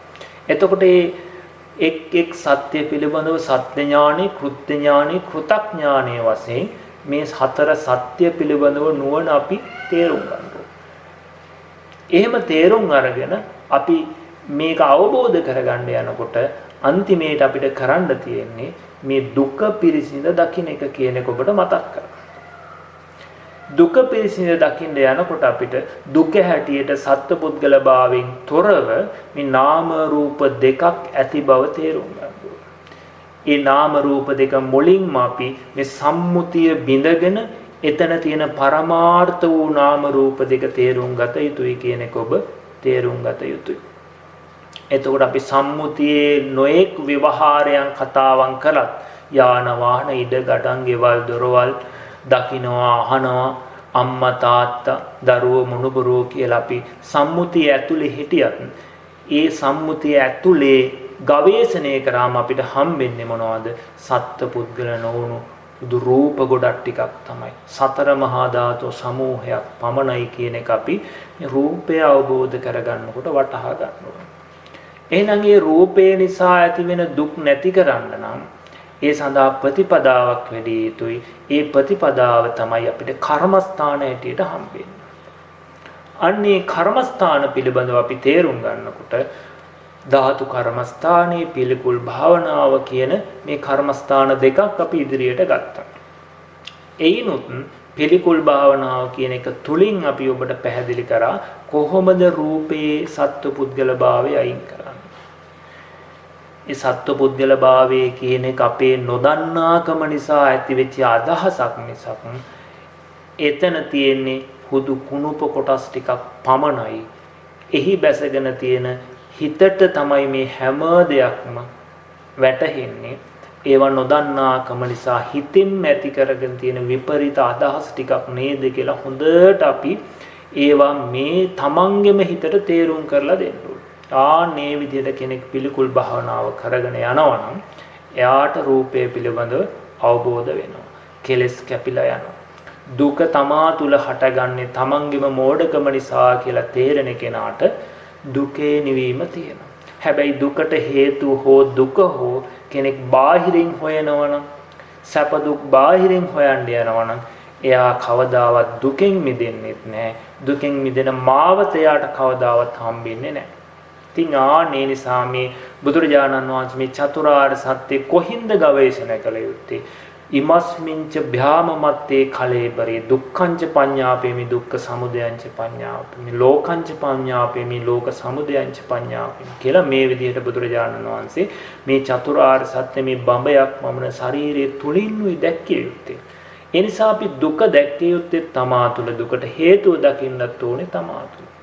ඒ විදිහට කෙනෙක් මේ දුක නැති කරන්න උත්සාහවත් වෙනවනම් අන්න යා සම්මා ප්‍රතිපදාව තුළ ඉන්නේ.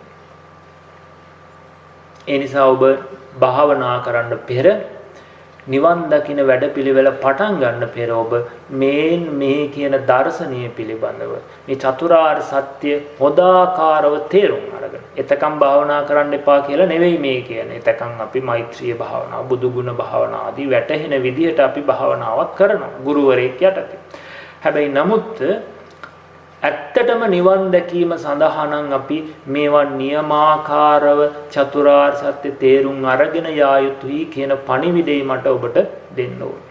ඉතින් ඒ නිසා මේ කියපු කාරණා ඔබ හොඳින් තේරුම් අරගෙන ඒ පිළිබඳව නැවත නැවත ගවේෂණය කරලා ඔබ ඒ කර්මස්ථානයක් තුලින් පිළිකුල් භාවනා ධාතු කර්මස්ථානයේ කුලින් නිවන් මඟ හෙළි කරගන්න ඒ සඳහා සුදු කල්යාණ මිත්‍රයෙක් සත්පුරුෂයෙක් ඇසුරු කරමින් ඒට අවශ්‍ය අනුශාසනා ඒට අවශ්‍ය භාවනා උපදේශයන් අරගෙන නැවත නැවත ඒ තමන්ගේ කමඨහන් සුද්ධ කරගෙන ඔබට ඉදිරියට ගියොත් ඔබට මේ බුද්ධ ශාසනයේදීම පාරමී සම්පූර්ණ කරගෙන නිවන හෙළිපෙළ කරගන්න අනිවාර්යෙන් ඔබට ඒකාන්තයෙන් හැකියාව ලැබෙනවා. ඉතින් මේ ධර්මානුශාසනාව ධර්ම දානයත් ඒ සඳහාම උතුම් නිවන් මඟ හෙළිපෙහෙළි කරගන්න ධර්ම ශ්‍රවණය කරන සියලු දෙනාටමත් ඒ වගේම පූජ්‍ය යටියන වජිරපාල ස්වාමින් වහන්සේ ඇතුළු ඒ වස් ආරාධනා කරමින් මේ සඳහා අපකප වෙලා කටයුතු කරන සියලු දෙනාටමත් මේ කුසලයේ උතුම් චතුරාර්ය සත්‍ය ධර්මය අවබෝධ පිණිස වේවායි කියන ප්‍රාර්ථනාව සමග මගේ ධර්මානුශාසනාව අවසන් කරනවා. හැම දිනාටම තෙරුවන් සරණයි. ඔබට යම් දහම් ගැටලුවක් තියෙනවා නම් කාල වේලාව ඇති කියලා හිතෙනවා නම් ඔබට ඒ සඳහා මේ කටයුතු කරන්න අවස්ථාව දීලා විදේශනාව අවසන් කරනවා. තෙරුවන් සරණයි. තෙරුවන් සරණයි හැමදෙරේ මේ ප්‍රශ්නයක් අහන්න අවසරද? ඔව් කියන්න මම. ස්වාමීන් වහන්සේ මේ සොම්නසින් යුතුව චතුරාර්ය සත්‍ය අවබෝධ කිරීම කියන තැන සියුම්ම එතන පැහැදිලි කිරීමක් කරන්න පුළුවන්. දැන් ඒක කියන්නේ හැමදෙරේ මේ ආර්ය භූමියේ ඉන්න කෙනෙකුටද නැත්නම් අර දැන් ප්‍රත්‍යඥ භූමියේ ඉඳන් ආර්ය භූමියට යනකොට හැමදෙරේ අර අනුලෝම ඥාන හයනකොට දෝමනස්සයටපත් වෙලා නේද? මුල්ම චතුරාර්ය සත්‍ය අවබෝධයේ සෝවාන් ඵලයට වගේපත් වෙන්නේ නේද? ඒ දෝමනස්සේ කියන එක අපිට බෙදන්න පුළුවන් නෙක්ඛම්ම නිසිත ගේහ නිසිත කියලා. එතකොට ඇතම් දෝමනස්සයක් ඇති වෙනවා නෙක්ඛම්ම නිසිත කියන්නේ මට තවම සෝවාන් වෙන්න බැරි වුණා, තවම මට ධර්මය අවබෝධ කරගන්න බැරි වුණා, මෙච්චර උත්සාහවත් වෙලත් කියලා එහෙම දෝමනස්සයක් කෙනෙකුට එන්න පුළුවන්. හැබැයි හැමෝටම මේක එනවා කියලා කියන්නේ නැහැ. ඒකයි ඔය දෝමනස්සේ කියන කතාව කරන්නේ නෙක්ඛම්ම නිසිත. නමුත් ඇත්තටම මේ ප්‍රතිපදාව ගත්තාම බුදුරජාණන් වහන්සේ දේශනා කරේ මණ්ඩපේය මිදම් භික්කවේ බ්‍රහ්මචර්යය කියලා. මේ බ්‍රහ්මචර්යාව මිහිරි පැණක් වගේ. මේ පැණිහා මිහිරි කියලා. නමුත් ඇත්තටම ඒ ප්‍රණීත බ්‍රහ්මචර්යාව අපිට දුකක් වෙලා තියෙන්නේ ප්‍රතිපදාව තුල දුක නිසා නෙවෙයි. අපි ගාව තියෙන කෙලෙස් නිසා. අපි ගාව තියෙන කර්ම කෙලෙස් නිසායි අපිට ප්‍රතිපදාව දුක් වෙලා තියෙන්නේ. ඒ නිසා ඇත්තටම කවුරුත් ආධුනික කෙනෙක් භාවනා කරන්න ගියාම ඒ භාවනාව අමාරු වෙන්නේ අපහසුයෙන් මෙහෙසින් කරගන්න වෙන්නේ තම තමන්ගේ තියෙන කෙලෙස් නිසා. මාර්ගයේ යම් වෙලාවක මතුවෙච්ච දවසට එයාට මේ සතිය හොඳට දියුණු වෙච්ච දවසට සමාධිය ප්‍රඥාව වැටහිච්ච දවසට එයාට මේ ප්‍රතිපදාව චුට්ටක්වත් දුකක් නැහැ. ඒ නිසා තමන්ගේ කෙලෙස් ටික යට වෙනකන් ඒ කෙලෙස් ටික යටපත් වෙනකන් කෙනෙකුට ප්‍රතිපදාව දුකක් වෙන්න පුළුවන්. ඒත් ඒ ප්‍රතිපදාව දුක් නිසා නෙවෙයි තමන්ගේ කෙලෙස් නිසා. ඒ නිසා ඒ කවුරුත් ඒ වෙහෙස කවුරුත් අරගෙන තියෙනවා. ඒට හේතුව තමයි ඒ වෙහෙස නොඅරගෙන මේක යන්න බෑ. මොකද තමන්ගේ කෙලෙස් යටපත් කරගත්තොත් තමයි තමන්ට මේව වැටහෙන්නේ.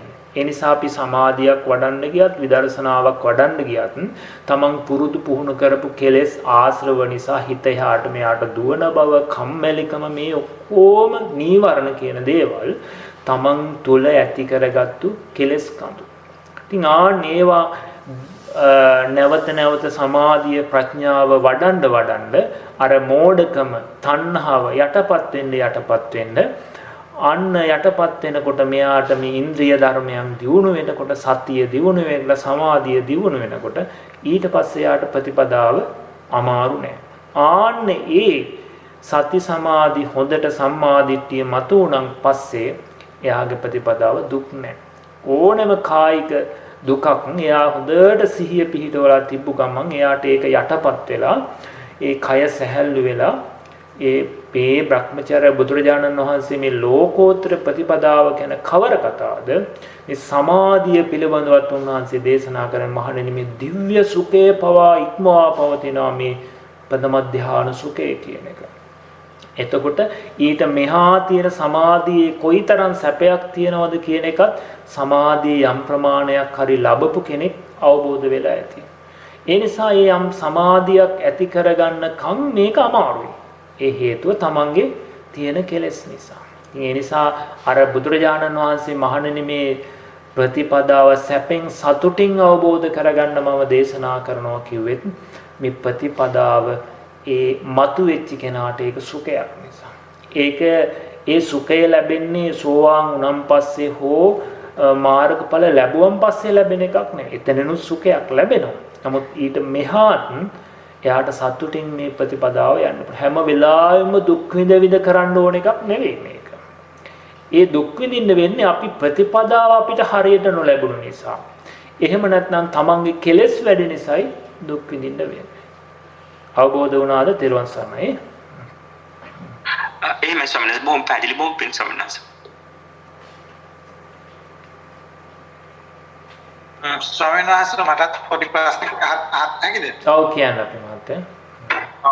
දැන් ස්වාමීන් වහන්සේ දැන් කෙනෙකුට මේ නිවන් මාර්ගයට යනකොට දැන් භාවනා කරලා මේ චතුරාර්ය සත්‍ය අවබෝධයක් ඇතුව කරන්නත් පුළුවන් මේකට.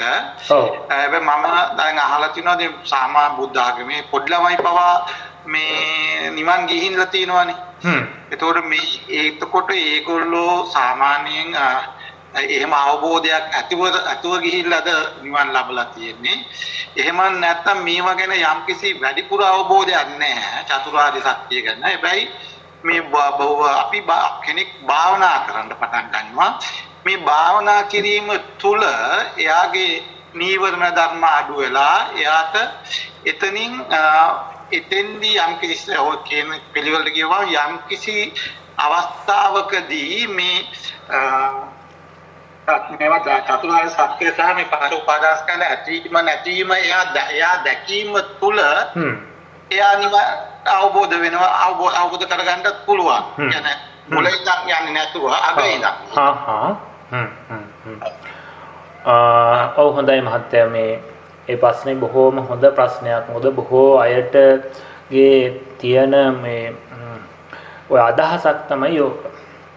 ඇත්තටම කෙනෙකුට මේ දර්ශනය පිළිබඳව අවබෝධයක් නැතුව හිත සමාධි වඩනකොට කෙනෙකුට ධර්මය අවබෝධ වෙනවා නම් ඇත්තටම ධර්මය අවබෝධ කරගන්නේ බුදුරජාණන් වහන්සේට ඉස්සෙල්ලා එදා හිටපු ආලාර කාලාම උද්දකරාම පුත්ත ආදී මේ අය. මෙයාලා සමාධියේ පරතරට ගියපු අය. අරූප ධ්‍යාන පවා ලැබලා නව සංඥා නාසඤ්ඤායතන පවා කෙලස් සියල්ල යටපත් කරපු අය හිටියා.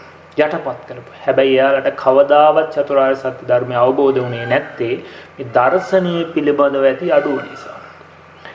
සරියුත් මහරහතන් වහන්සේටත් බුදු කෙනෙකුට විතරයි ඒක තමන්ට අවබෝධ වෙන්නේ. සරියුත් මහරහතන් වහන්සේටත් උන්වහන්සේටත් මේ ධර්මයේ පිළිබඳව රහතන් වහන්සේ නමකින් ශ්‍රවණය කරන්න ඕන.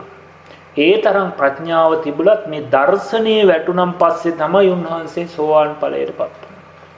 ඉතින් ඒ නිසා හිත වැඩුවා කියලා කොච්චර සමාධියක් වැඩුවත් කවදාවත් නොදන්න දෙයක් ඉබේ මතුවලා එන්නේ නැහැ.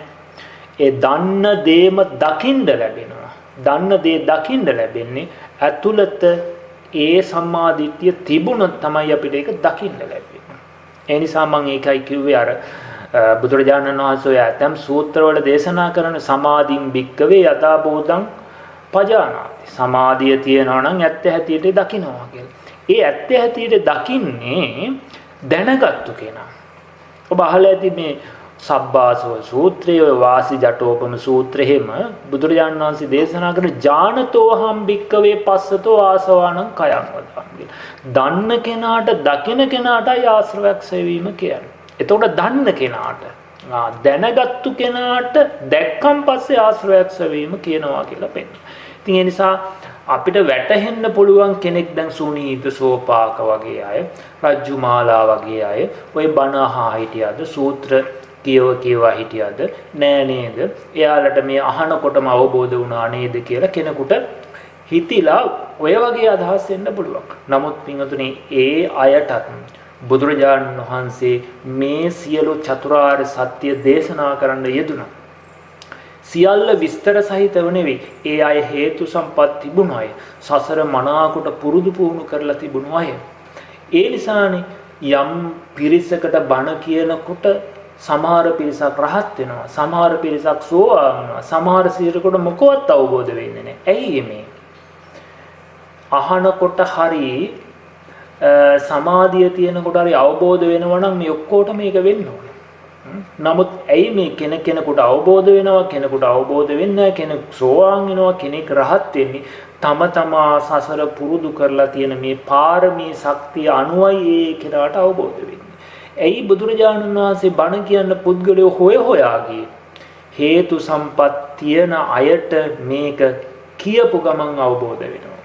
ඒ නිසා ඒ ප්‍රතිපදාව, ඒ පාරමී දුක් විඳින ඒ ප්‍රතිපදාව මුල් කාලේ පුරපු අය ආන්නයාලට තමයි හේතු සම්පත් තියන අය කියලා කියන්නේ. ඒ නිසා එහෙම දැන් ඒ කාලේ හිටපු රජ්ජුමාලා, කිසා ගෝතමී, සුනීත, සෝපාක වගේ සසර මේ ධර්මයේ පුරුදු පුහුණු කරලා හොඳට ඒ ඉන්ද්‍රිය ධර්මයන් මතුවෙලා දියුණු වෙලා තිබුණා. එයාලට දැන් අපිට අර සූත්‍රය හම්බුනේ නැති වුණාට බුදුරජාණන් වහන්සේ මේ ප්‍රතිපදාව එයාලගේ අර වැහිලා තියෙන ඒ නුවණ මතු කරලා අරගෙන උන්වහන්සේ දේශනා කරනවා. එතකොට උන්වහන්සේලාට අර සසර පුරුද්දත් එතෙන්න සම්බන්ධ වෙලා ඒක අවබෝධ වෙනවා. කෙනෙකුට නැවත ප්‍රගුණ කරලා අවබෝධ කරගන්න වෙනවා. ඉතින් ඒ නිසා මේ කෙනෙකුගේ ඉන්ද්‍රිය නානත්වයේ මත වෙන එක. කොහොම වුණත් අපේ මහත්තයා ඔය අහපු ප්‍රශ්නේ ගත්තාම ඇත්තටම කෙනෙකුට මේ චතුරාර්ය සත්‍ය පිළිබඳව නොදැන හිත වැඩුවා කියලා අවබෝධ වෙන්නේ නැහැ කවදාවත්. ඉතින් ඒ නිසා ඒකයි මම කිව්වේ එහෙම අවබෝධ වෙනවා නම් සමාධියේ පරතරට ගියපු ඒ ශස්ත්‍රාත්වරු එයාලට උද්දකරාම පුත්‍ර ආදී මෙයාලා නේව සංඥානා සංඥායට දක්වා හිත දියුණු කරපුවා. නමුත් එයාලට අවබෝධ වුණේ නැත්තේ සමාධිය තිබුණාට දර්ශනේ නැතුව ඉබේ මතුවෙන්නේ නැහැ මේක. ඒ නිසා හැමෝම තේරුම් ගත යුතු කාරණාවක්. අපි දකින්නේ නම් දැනගෙන තියෙන දේ. ඉබේ මතුවෙන්නේ නැහැ. ඒ නිසා අපි පිළිකුල් භාවනා කරත්, ධාතු කර්මස්ථානයේ කරත්, මේ පිළිකුල් භාවනාව තුළින් කොහොමද අවිද්‍යාව ගෙවෙන්නේ? කොහොම මෙනෙහි කරොත්ද මේ තණ්හාව අයින් වෙන්නේ කියන කාරණාව අපි දැනගෙන ඉන්න ඕනේ. ඒ දැනගෙන ඉන්න කෙනයි අවිද්‍යාව දුරු වෙන විදිහට මානසිකාරය කරන්නේ. තණ්හාව ගෙවෙන විදියට පිළිකුල් භාවනාව වඩන්නේ එයා ඒ ක්‍රමයේ දැනගෙන හිටියොත්. ආනේ නිසා මේ දර්ශනය දන්න කෙනාට මනෝව දුක් ගෙවීම යනවා. හැබැයි එක දෙයක් තියෙනවා, කෙනෙකුට ඒ දර්ශනය නැතුව හරි පිළිකුල් භාවනාව කිරීමෙන් යම් සමාධියක් ලැබෙන්න පුළුවන්. ඒ තුල සැපේකුත් තියෙන්න පුළුවන්. ඒක වෙනම කාරණාවක්.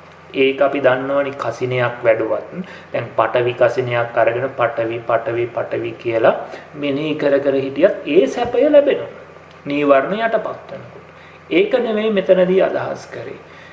අවිද්‍යාව තණ්හාව නිරෝධයෙන් ගෙවෙන්න නම් ඒ ගෙවෙන විදිහේ ක්‍රමවේදය අපි දැනගෙන ඒ විදිහට මානසිකාරය පැවැත්විය යුතුයි. එතකොටයි කෙලෙස් ගෙවෙන්නේ. තෙරුවන් සරණයි.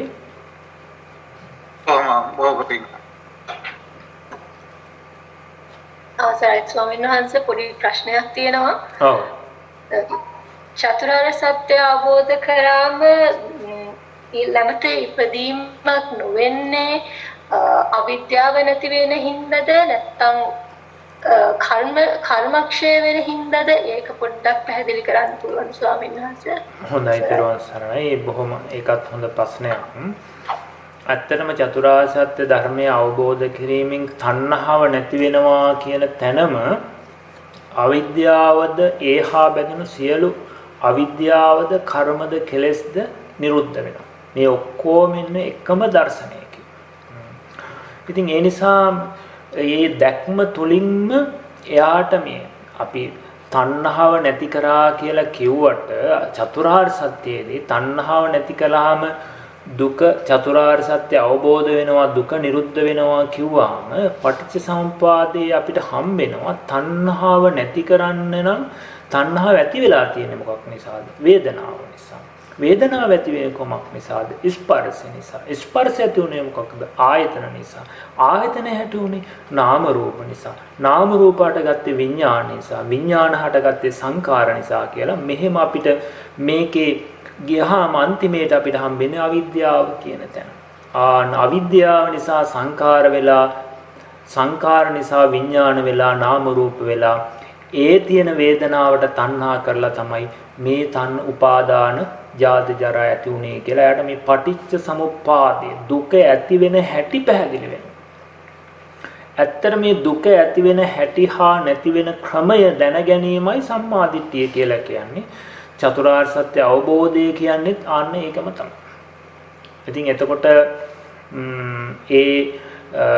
කෙනෙකුට චතුරාර්ය සත්‍ය අවබෝධ වීමෙන් කර්ම කෙලස් ගෙවෙන්නේ අවිද්‍යාව නැතිවීම. එතකොට අර එතුමිය අහපු ප්‍රශ්නයේදී කර්ම කෙලෙසුත් සියල්ල ගෙවෙනවා. අවිද්‍යාවත් ගෙවෙනවා, තණ්හාවත් ගෙවෙනවා, කර්මත් ගෙවෙනවා. එතකොට කර්ම ගෙවෙනවා කියනකොට කෙනෙකුට අදහසක් ඇති වෙන්න පුළුවන්. එහෙනම් බුදුරජාණන් වහන්සේ අවිද්‍යාව නැති කරානේ. උන්වහන්සේට කර්ම ඵල දුන්නා කියලා අපි අහලා තියෙනෝනේ. ඒක කොහොමද වෙන්නේ කියලා කෙනෙකුට අදහසක් එන්න පුළුවන්. ඇත්තටම අවිද්‍යාව නැති කිරීමේදී දැන් මේ දක්වා අපි කරපු යම් කර්මයක් තියෙනවා නම් ඒකේ විපාක වරින් වර එන්න පුළුවන්. අතීතේ කරපු කර්මයකට විපාක එන්න පුළුවන්. හැබැයි මේ මාර්ගයෙන් නැති කරන්නේ මතු ප්‍රතිසන්දිදායක කර්ම ටිකක් තියෙනවා නම් ඒ ප්‍රතිසන්දිදායක ශක්තිය මාර්ග ඥාණයෙන් නැති කරලා දානවා. දැන් ඇත්තටම මේ අපි දකින දේ අහන දේ තියනවා කියන මේ නිත්‍ය සංඥාව නිතයි අපි නැවත නැවත භවෙන් භවේ යන්නේ. දැන් අපි කියපු දේ අහපු දේ තියනවා කියලා අපිට සිහි වෙනවා. දැන් අතීතේ කරපු දෙයක් මතක් වෙනකොට අපිට ඒක ඇති බවට හිතට වැටහෙනවා. ඇත්තටම අපි එහෙම වැටහුණත් අපිට හටගත්තු දේ එතනම නිරුද්ධ වෙනවා. ඒක තමයි ලෝක ධර්මතාවය. ඒක හටගත්ත දේ ඉතුරු නැතුවම නිරුද්ධ වෙනවා. නැවත කවදාවත් දැකපු දේ නැවත දකින්න බෑ කියන නුවණ කෙනෙකුට තියෙනවා නම් දැකපු දේ කියලා එයා හොයාගෙන යන්නේ නැහැ. අහපු දේ කියලා එයා හොයාගෙන යන්නේ නැහැ. ඒ නිසා මැරෙන්න ආසන්න මොහොතෙත් කෙනෙකුට කරපු කියපු දෙයක් සිහි වෙනකොටම එයා දන්නවා මේ දේ නිරුද්ධයි කියලා. අන්න නිරුද්ධයි කියලා දැක්කාම එයාට මේ හිත බැස ගන්න තැනක් නැහැ. තිබ්බොතුයි හොයාගෙන යන්නේ. හටගත්ත දේ නිරුද්ධයි කියලා දැක්කොත් එයාට හොයාගෙන යන්න දෙයක් නැහැ. එහෙනම් ඒ හිතත් එතනම නිවිලා යනවා. අන්න ඒකයි වෙන්නේ. කර්මයක් වුණත් විපාක දෙන්න නම් අවිද්‍යාව තියෙන්න ඕනේ. කර්ම කරපුවා දැන් අඟුලිමාල මහරහතන් වහන්සේ ඒ පු탁ජන කාලේ මොනතරම් කර්ම කරාද? ඒකට කර්මක් ක්ෂය වුණා කියලා කියන්නේ අවිද්‍යාව නිරෝධයෙන් කර්මයේ විපාක දෙන්න අවකාශ නැතුව යනවා. ඇයි කර්මය තිබුණට විපාක දෙන්න නම් මෝඩකම තියෙන්නත් ඕන. අවිද්‍යාව. ඒ නිසා අවිද්‍යාව පත්‍ය සංඛාර සංඛාර පත්‍ය විඥානං කියලා මේ දුක හට ගන්න හැටි පෙන්නනවා. ඉතින් ඒ නිසා උපන්න භවයේ අතීතයේ කරපු යම් කර්ම ශක්තියක් තියෙනවා. ඒකට වරින් වර විපාක එන්න පුළුවන්. හැබැයි ඒ අවිද්‍යාව නිරුද්ධ කිරීමෙන් තණ්හාව නැති කිරීමෙන් මත්තේහි නැවත නැවත උපදින්න යම් කර්ම ශක්තියක් තියෙනවා. ඒ සියලු කර්ම ටික ක්ෂය වෙලා යනවා අවිද්‍යාව නැති වුණාන් පස්සේ. වැටුණාද? තෙරුවන් සරණයි. එහෙමයි ස්වාමීන් වහන්සේ බොහොම පිං. ස්වාමීන් වහන්සේ අවසරයි. තෙරුවන් සරණයි. තෙරුවන් සරණයි. ස්වාමීන් වහන්සේ පොඩි සරල ප්‍රශ්නයක් මේ සරල විදිහකට අහන්න උත්සාහ කරන්නේ. ඔව්. ස්වාමීන් වහන්සේ මේ ලෝකෝත්තර සම්මාදිට්ඨිය සහ ලෞකික සම්මාදිට්ඨිය අපි වෙන් කරගත්තොත් අපි මෙහෙම කිව්වොත් හරිය නේද ස්වාමීන් වහන්සේ? අපි ලෞකික සම්මාදිට්ඨිය කියනකොට අර දසවස්තුක සම්මාදිට්ඨිය කියලා අපට අර්ථ දක්ව ගන්න පුළුවන්. ඔව්. ලෝකෝත්තර සම්මාදිට්ඨිය කියනකොට ඔය පංච උපාදානස්කන්ධයකට මම මගේ කියලා ගැනීම සුදුසු නැති බව ආකාරයට ගත්තොත් හරිද ස්වාමීන් වහන්සේ? එහෙම පොඩ්ඩක් සරල වෙන් කරගන්න පුළුවන් නේද ස්වාමීන් වහන්සේ? ඔව් පුළුවන් අපේ මහත්තයා පුළුවන්. ඒකේ ගැටලුවක් නැහැ. ඒක අපි තව විස්තර හොයාගෙන ගියොත් තමයි අපිට ඒකේ විග්‍රහයන් හම්බෙන්නේ. නමුත් යම් කිසි කෙනෙක් ඔය අදහස තුල හිටියත් එයා මේ සම්මාදිට්ඨි දෙක පිළිබඳව නිවැරදි දැනුමක ඉන්නවා කියලා කියන්න පුළුවන්. එතකොට ඒකයි අර ලෞකික සම්මාදිට්ඨියේදී එයා ලෝකේ පින් කරනවා කුසල් කරනවා හැබැයි ඒ සත්ව පුද්ගල භාවය ඇතුලේ කරන්න. එතකොට දන් දෙනවා නැත්නම් එහෙම කරන්න බෑනි කෙනෙක් දැන් මෛත්‍රී භාවනාව වඩනවා බුදුගුණ භාවනාව වඩනවා. එතකොට එයා පුද්ගල භාවය ඇතුලේ. එතකොට ඒක ප්‍රබල කුසල්. හැබැයි ලෞකික සම්මාදිට්ඨිය ඇතුලේ. ඒක නරක නෑ. ලෝකේ යහපත ගෙනත් දෙනවා. ඒ නිසා. එහෙමයි ස්වාමීන් ගොඩක් පිං වාසිතරව සන්නයි. තෙරුවන් සරණයි ස්වාමීන් වහන්සේ මේ හොපින් මේ ධර්මයේ ගොඩක් ගැඹුරට කිව්වා. ස්වාමීන් වහන්සේ මේ දැන් අපි අත්තකලමතාන යෝගයේ ඒකාන්තයක් කාමසුකල්ලිකාණ යෝගයේ ඒකාන්තයක් කියලා ධම්මචක්කේ පිට වහන්සේ පෙන්ලා දුන්නා.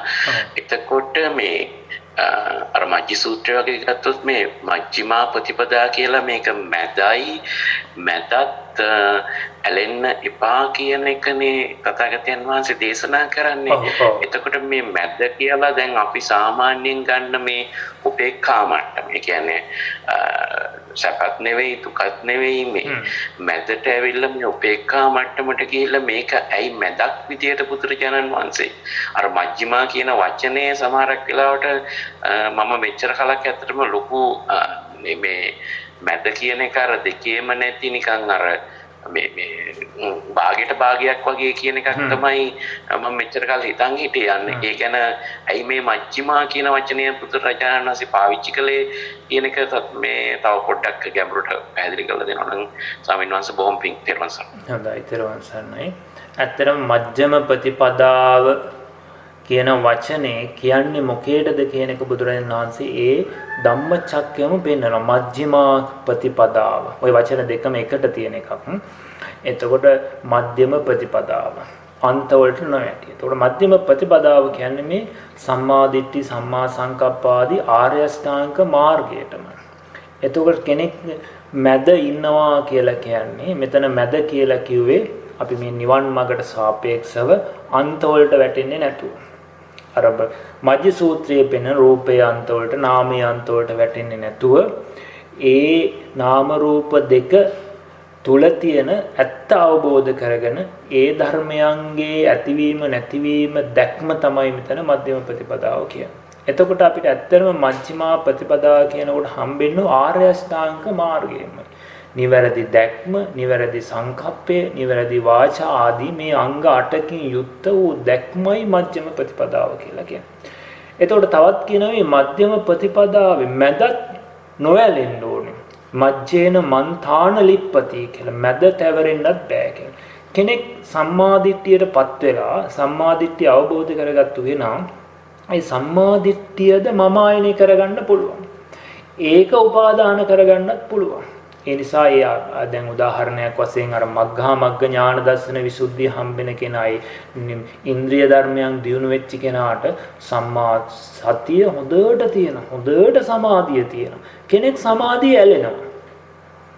කෙනෙක් හොඳට සතිය තියෙනකොට එයා ඒ සතියේ සතුටු වෙලා ඒකේ ඇලෙනවා නිකාන්ත. විශේෂයෙන් මේක සමාධිය තුල එයා සමාධියෙන් අයින් වෙන්න බැරුව ඒ සමාධිය තුලම ඇලිලා ඉන්න කැමතියි.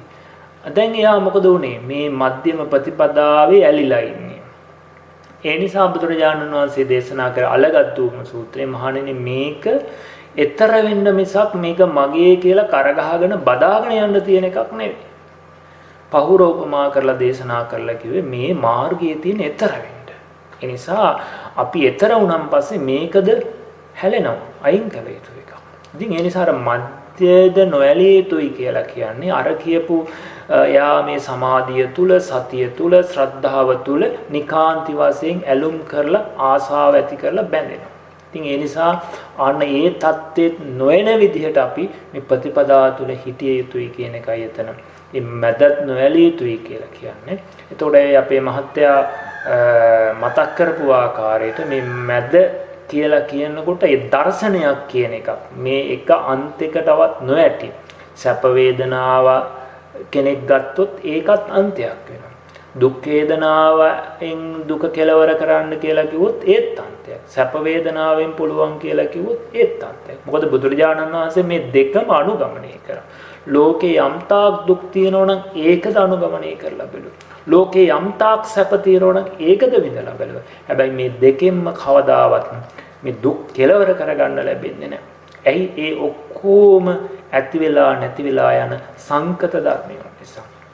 ඒ නිසා මධ්‍යම ප්‍රතිපදාව හැටියට පෙන්වුවේ අන්න ඒ කියන අන්තවල නොඇටි දර්ශනයක් තුලින් දැක්මම තමයි මෙතන මැද හැටියට පෙන්වන්නේ. හැම තැනකම නාම රූප ගත්තත් අන්ත ගත්තත් අතීත අනාගත මේවා ගත්තත් මේ අන්තවලට නැවැටි කෙනෙක් යන්නේ එතන තියෙන ධර්මතාවයේ තේරුම් ගත්තාම ධර්මතාවයේ දැනගත්තාම තමයි යා ඒ අන්තවලට නොවැටි යන්නේ. ඒ නිසා මේ දර්ශනයට සාපේක්ෂව අනිත් සියලු දේවල් අන්ත හැටියට අපි දැකිය යුතුයි. ඒ නිසා මේ මධ්‍යම ප්‍රතිපදාව කියවම ආර්ය අෂ්ටාංග මාර්ගයමයි. එතකොට ඒ ආර්ය අෂ්ටාංග මාර්ගය තුල කෙනෙක් ඉඳීම තුල අර වගේ ඇති බවට හෝ නැති බවට හෝ ඉන්නවා හෝ තියෙනවා හෝ නිට්ටයයි හෝ ආත්මයි කියලා මේ එකදු සංකල්පයකට යන්නේ නැතුව එයාට මේ හටගත්ත දේ නිරුද්ධයි කියන ධර්මතාවය දැක්මමයි මැද කියලා කියන්නේ. එයි අපිට හම්බෙන්නේ යංකින්ච සමුදය ධම්මං සබ්බන්තං නිරෝධ ධම්මං. අන්න දහම් මැස. ඕක තමයි මධ්‍යම ප්‍රතිපදාව. එතකොට ඒක තුල ඉන්න කෙනාට ලෝකේ කිසිවක් ඇති බවට හෝ නැති බවට හෝ දුක හෝ සැප කියලා අන්තවලට වැටෙන්නේ නැහැ. තෙරුවන් සරණයි. ස්වාමීන් වහන්සේ තව එක පොඩි පැහැදිලි කිරීමක් කරන්න. දැන් අපි රූපයක් දකිනවා කියන්නේ ඉස්සරහා තියෙන ගොඩනැගිල්ලක් වගේ. එතකොට දැන් ඒක ගොඩනැගිල්ල බව දැනගන්න අපි විඥානය ඒකේ බස්සන්න එපායි. ඒ කියන්නේ ඒ වගේ බස්සලා තමයි අපි දැනගන්නේ. එතකොට ඊට පස්සේ අතරම අපි ලෝකයේ දෙයක් අපිට දැනගන්න නම් ඒ දේ තුල අපිට විඥානය බස්සන්න වෙනවා. එතකොට දැන් මේ මධ්‍යම ප්‍රතිපදාව තුල අපි දකින්නේ එහෙම බස්සන එක වැරදි කියලා. අන්න ඒක කොහොමද ස්වාමීන් වහන්සේ අපි භාවනාවකින් ඒ කියන්නේ දැන් මට දෙයක් තේරුම් ගන්න මට කමඨහනක් ගන්න දැන් ආස්වාස ප්‍රස්වාසය වේවා එහෙම නැත්නම් ඉරියාපතේ වේවා මට ඉස්සෙල්ල දෙයක් මම ફોકસ කර ගන්න ඕනේ. ඒ කියන්නේ සමතේකට යන්න ඕනේ. ඊට පස්සේ ගිහිල්ලා ඉවර වෙලා ඒක විදර්ශනාවක් විදියට මේක මෙහෙම ගන්න බෑ කියනකොට අර හිතෙන් හිත භාවනා කරන්න බෑ කියලා මතයකුත් තියෙනවනේ ස්වාමීන් වහන්සේ අද දවසේ. ඉතින් ඒ තර්කයක් එක්ක අපි කොහොමද ඇත්තටම මේක මේ දකින්න ඕනේ කියන්නේ දැන් අපි සාමාන්‍ය දැන් අර අත්තිකායුතිවා 50 සති මේ කියන අත්තිකායුතිවා කියන්නේ එතන කයක් අරගෙනද අපි ඒක සතියෙන් දකින්නේ කයක් නැත කියලා ඒ වගේ අපි කරන්නේ නැත්නම් මුලින් ඉඳන්ම අපිට අරම ફોકસ එකක් නැතුවද ස්වාමීන් වහන්සේ කරන්න ඕන අනේ කරුණාවෙන් පැහැදිලි කරලා දෙන්න කොහොමද? හොඳයි. එතන ඇත්තටම අපි යමක් තේරුම් ගන්න නම් අපි ඒ සඳහා අරමුණ කළ යුතුයි. දැන් අපේ මහත්තයේ ඒකේ විසිත බැස්විය යුතුයි කියලා කියන්නේ ඒ අදහසින්. එතකොට බුදුරජාණන් වහන්සේ මේ දර්ශනයේ තුලින්ම පෙන්වුවා ඉමස්මින් සති ඉදං හෝති ඉමස්ස උපාදා ඉදං උප්පච්චති කියන. මේ ඇති කල්ලි මේ වේ කියලා. ඉතින් ඒ නිසා අපිට යමක් පේනවා වෙන්න පුළුවන්, දකිනවා වෙන්න පුළුවන්, හිතනවා වෙන්න පුළුවන්. මේ හැම එකක්ම ආයතනයේට අරමුණ ගැටීම නිසා වැටහෙනවා. එතකොට කෙනෙක් දකිනවා, කෙනෙක් වටහා ගන්නවා, කෙනෙක් හිතනවා නෙවෙයි. මානසිකාරය නිසා, ඒ අනුව චේතනාව නිසා, ස්පර්ශය නිසා දැන ගැනීම වෙනවා. ස්පර්ශය නිරෝධයෙන් දැන ගැනීම නිරුද්ධ වෙනවා. කියන දැක්මක එයාට තිබුණොත් ඒ දැක්ම තුළ ඉඳගෙන එයාට ඒ තුළ කටයුතු කරන්න පුළුවන්. අපි උදාහරණයක් වශයෙන් කිව්වොත් අපි හොඳට අහලා තියෙන මේ උපමාවක් මේ ඡායාව කියන එක. දැන් අපි කැඩපතක එබිලා අපිට අපේ මූණ බලා ගන්න හරි මොනවා හරි දෙයක් උමනා වුණොත් අපි තියෙන ඡායාවක් හොයාගෙන යන්නේ නැහැ. ඒ කැඩපතක් ගාවට ගිහිල්ලා ඒ රූපේ ඉස්සරහට අපේ රූපේ වැටෙනකොට ඡායාව පහළ වෙනවා. ඒ ඡායාව අපි අසුරු කරගෙන අපේ අවශ්‍යතාවය කරගන්නවා. හැබැයි අපි දන්නවා මේක අවස්ථාවටයි පහළ වුනේ. හැබැයි පැත්තකට යනකොට මේක ඒ ඡායාව ඉතුරු නැතුව නිරුද්ධ වෙනවා කියන නුවණ අපිට තියෙනවා. ඒ නුවණ තියාගෙන අපිට ඡායාව පිළිබඳව හිතන්න පුළුවන්, ඒක ගැන කටයුතු කරන්න පුළුවන්. හැබැයි ඒ ඡායාව පිළිබඳව හිතුවත් කීම් කරත් එයාට නුවණ තියෙනවා මේ ස්පර්ශය නිසා, මේ ගැටීම නිසාම ඡායාව හටගත්තා. පැත්තකට යනකොට ඒක ඉතුරු නැතුව නිරුද්ධ වෙනවා කියන ඒ දර්ශනය එයාට තියෙනවා. ආන්නේ දර්ශනය තුල එයාට කටයුතු කරන්න පුළුවන්. ඒ නිසා දැන් කායානුපස්සනාව තුලිනුත් අපි ඒ කය අරමුණු කරමින් දැන් අපි ඒ කය තමන්ගේ කය අරමුණු වෙලා කෙනෙක්ට ඒක අරමුණු වෙලා ඇති බවට කෙනෙක් පුද්ගලයෙක් කියලා හිත බැස ගන්නවා. ඒක වැරදි. ඒ තුල අපිට කර්ම සකස් වෙනවා. ඒ නිසා බුදුරජාණන් වහන්සේ දේශනා කරන්නේ මේ කය අරමුණු කරලා මේ කය කියන එක මේ මොහොතේ හටගත්තු එක. ප්‍රත්‍ය නිසා හටගත් එක. මේ කය කියන්නේ පුද්ගලයෙක් නෙවෙයි. මේ කය කියන්නේ කර්මය නිසා ආහාර නිසා හටගත්තු එක. මේ කය කියන්නේ ඒ ආහාර නිරෝධයෙන් ඉතුරු නැතුවම නිරුද්ධ වෙන එක. කියලා මෙන්න මේ විදිහට ඒ අරමුණු වෙන අරමුණ පිළිබඳව ඔබ මෙනෙහි කරන්න. බලන්න. එතකොට ඒ අරමුණ පිළිබඳව යම් ඇති බවට නිට්ටයයි කියලා සත්වයක් පුද්ගලයෙක් කියලා අදහසක් හිතේ බැසගෙන තියෙනවා නම් ඒකයි වෙනවා. ඒ නිසා අරමුණු කර කර අපි ඒ දේවල් මානසිකාරය කර කර අපි තුළ ඒ අරමුණ පිළිබඳව බැසගෙන තියෙන අවිද්‍යාව තමයි ගෙවා ගන්න ඕන. ඒ අරඹයා තියෙන තණ්හාව තමයි ගෙවා ගන්න. තණ්හාව ගෙවුවත් තණ්හාව අවිද්‍යාව ගෙවුනන් පස්සෙත් අපිට ඒ අරමුණු ගැන හිතන්න පුළුවන්. අරමුණු ගැන කල්පනා කරන්න පුළුවන්. නමුත් ඒ අරඹය අපිට කෙලෙස්සෙන්නේ නැහැ. දැන් ඇයි ඒ දකින අහන දේවල් ඉතුරු නැතුව නිරුද්ධ වෙනවා දැකීමෙන් පස්සේ කියන නුවණ දැන් අපිට ඇති වෙලා තියෙන නිසා. කැඩපතේ ඡායාව වගේ. අපි කැඩපතේ ඡායාව පිළිබඳව අපිට කවදාවත් ඒක පිළිබඳව ඇති බවට එන්නේ නැහැ. අපිට හිතන්න පුළුවන්, කතා කරන්න පුළුවන්, නමුත් කෙලෙස් එන්නේ නැහැ. ඉතින් අපිට අවශ්‍ය යන්නේ ඒක. ඉතින් ඒ නිසා අපි හිත අරමුණේ බස්ස ගන්නවා කියන එක තුල ඒ අරමුණ දැනගන්නවා, දකින්නවා කියන තැන නෙවෙයි ප්‍රශ්නේ තියෙන්නේ. අරමුණ අරබය අපිට නිට්ටයයි ආත්මයි කියලා හිතේ ඇතිවෙන වැරදි වැටහීම තමයි ප්‍රශ්නේ උනේ. ඒ වැරදි වැටහීම තමයි කර්මය උනේ. ඒක තමයි අපිට උපාදාන උනේ. ඒකට අනුවයි අපිට දුක ආවේ මිසක් අරමුණෙන් නෙවෙයි දුක ආවේ.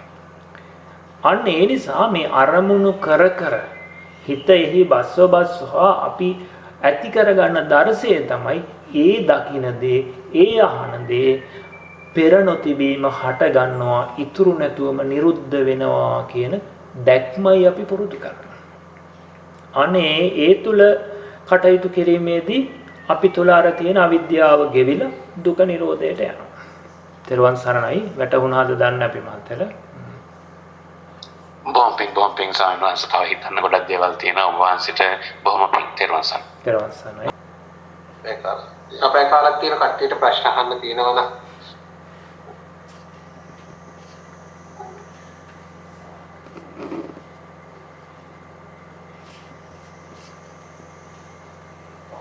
ප්‍රශ්න නැත්නම් අපිට අවසන් කරන්න පුළුවන්. මෙහෙත් දැන් ගොඩක් රැ වෙලා.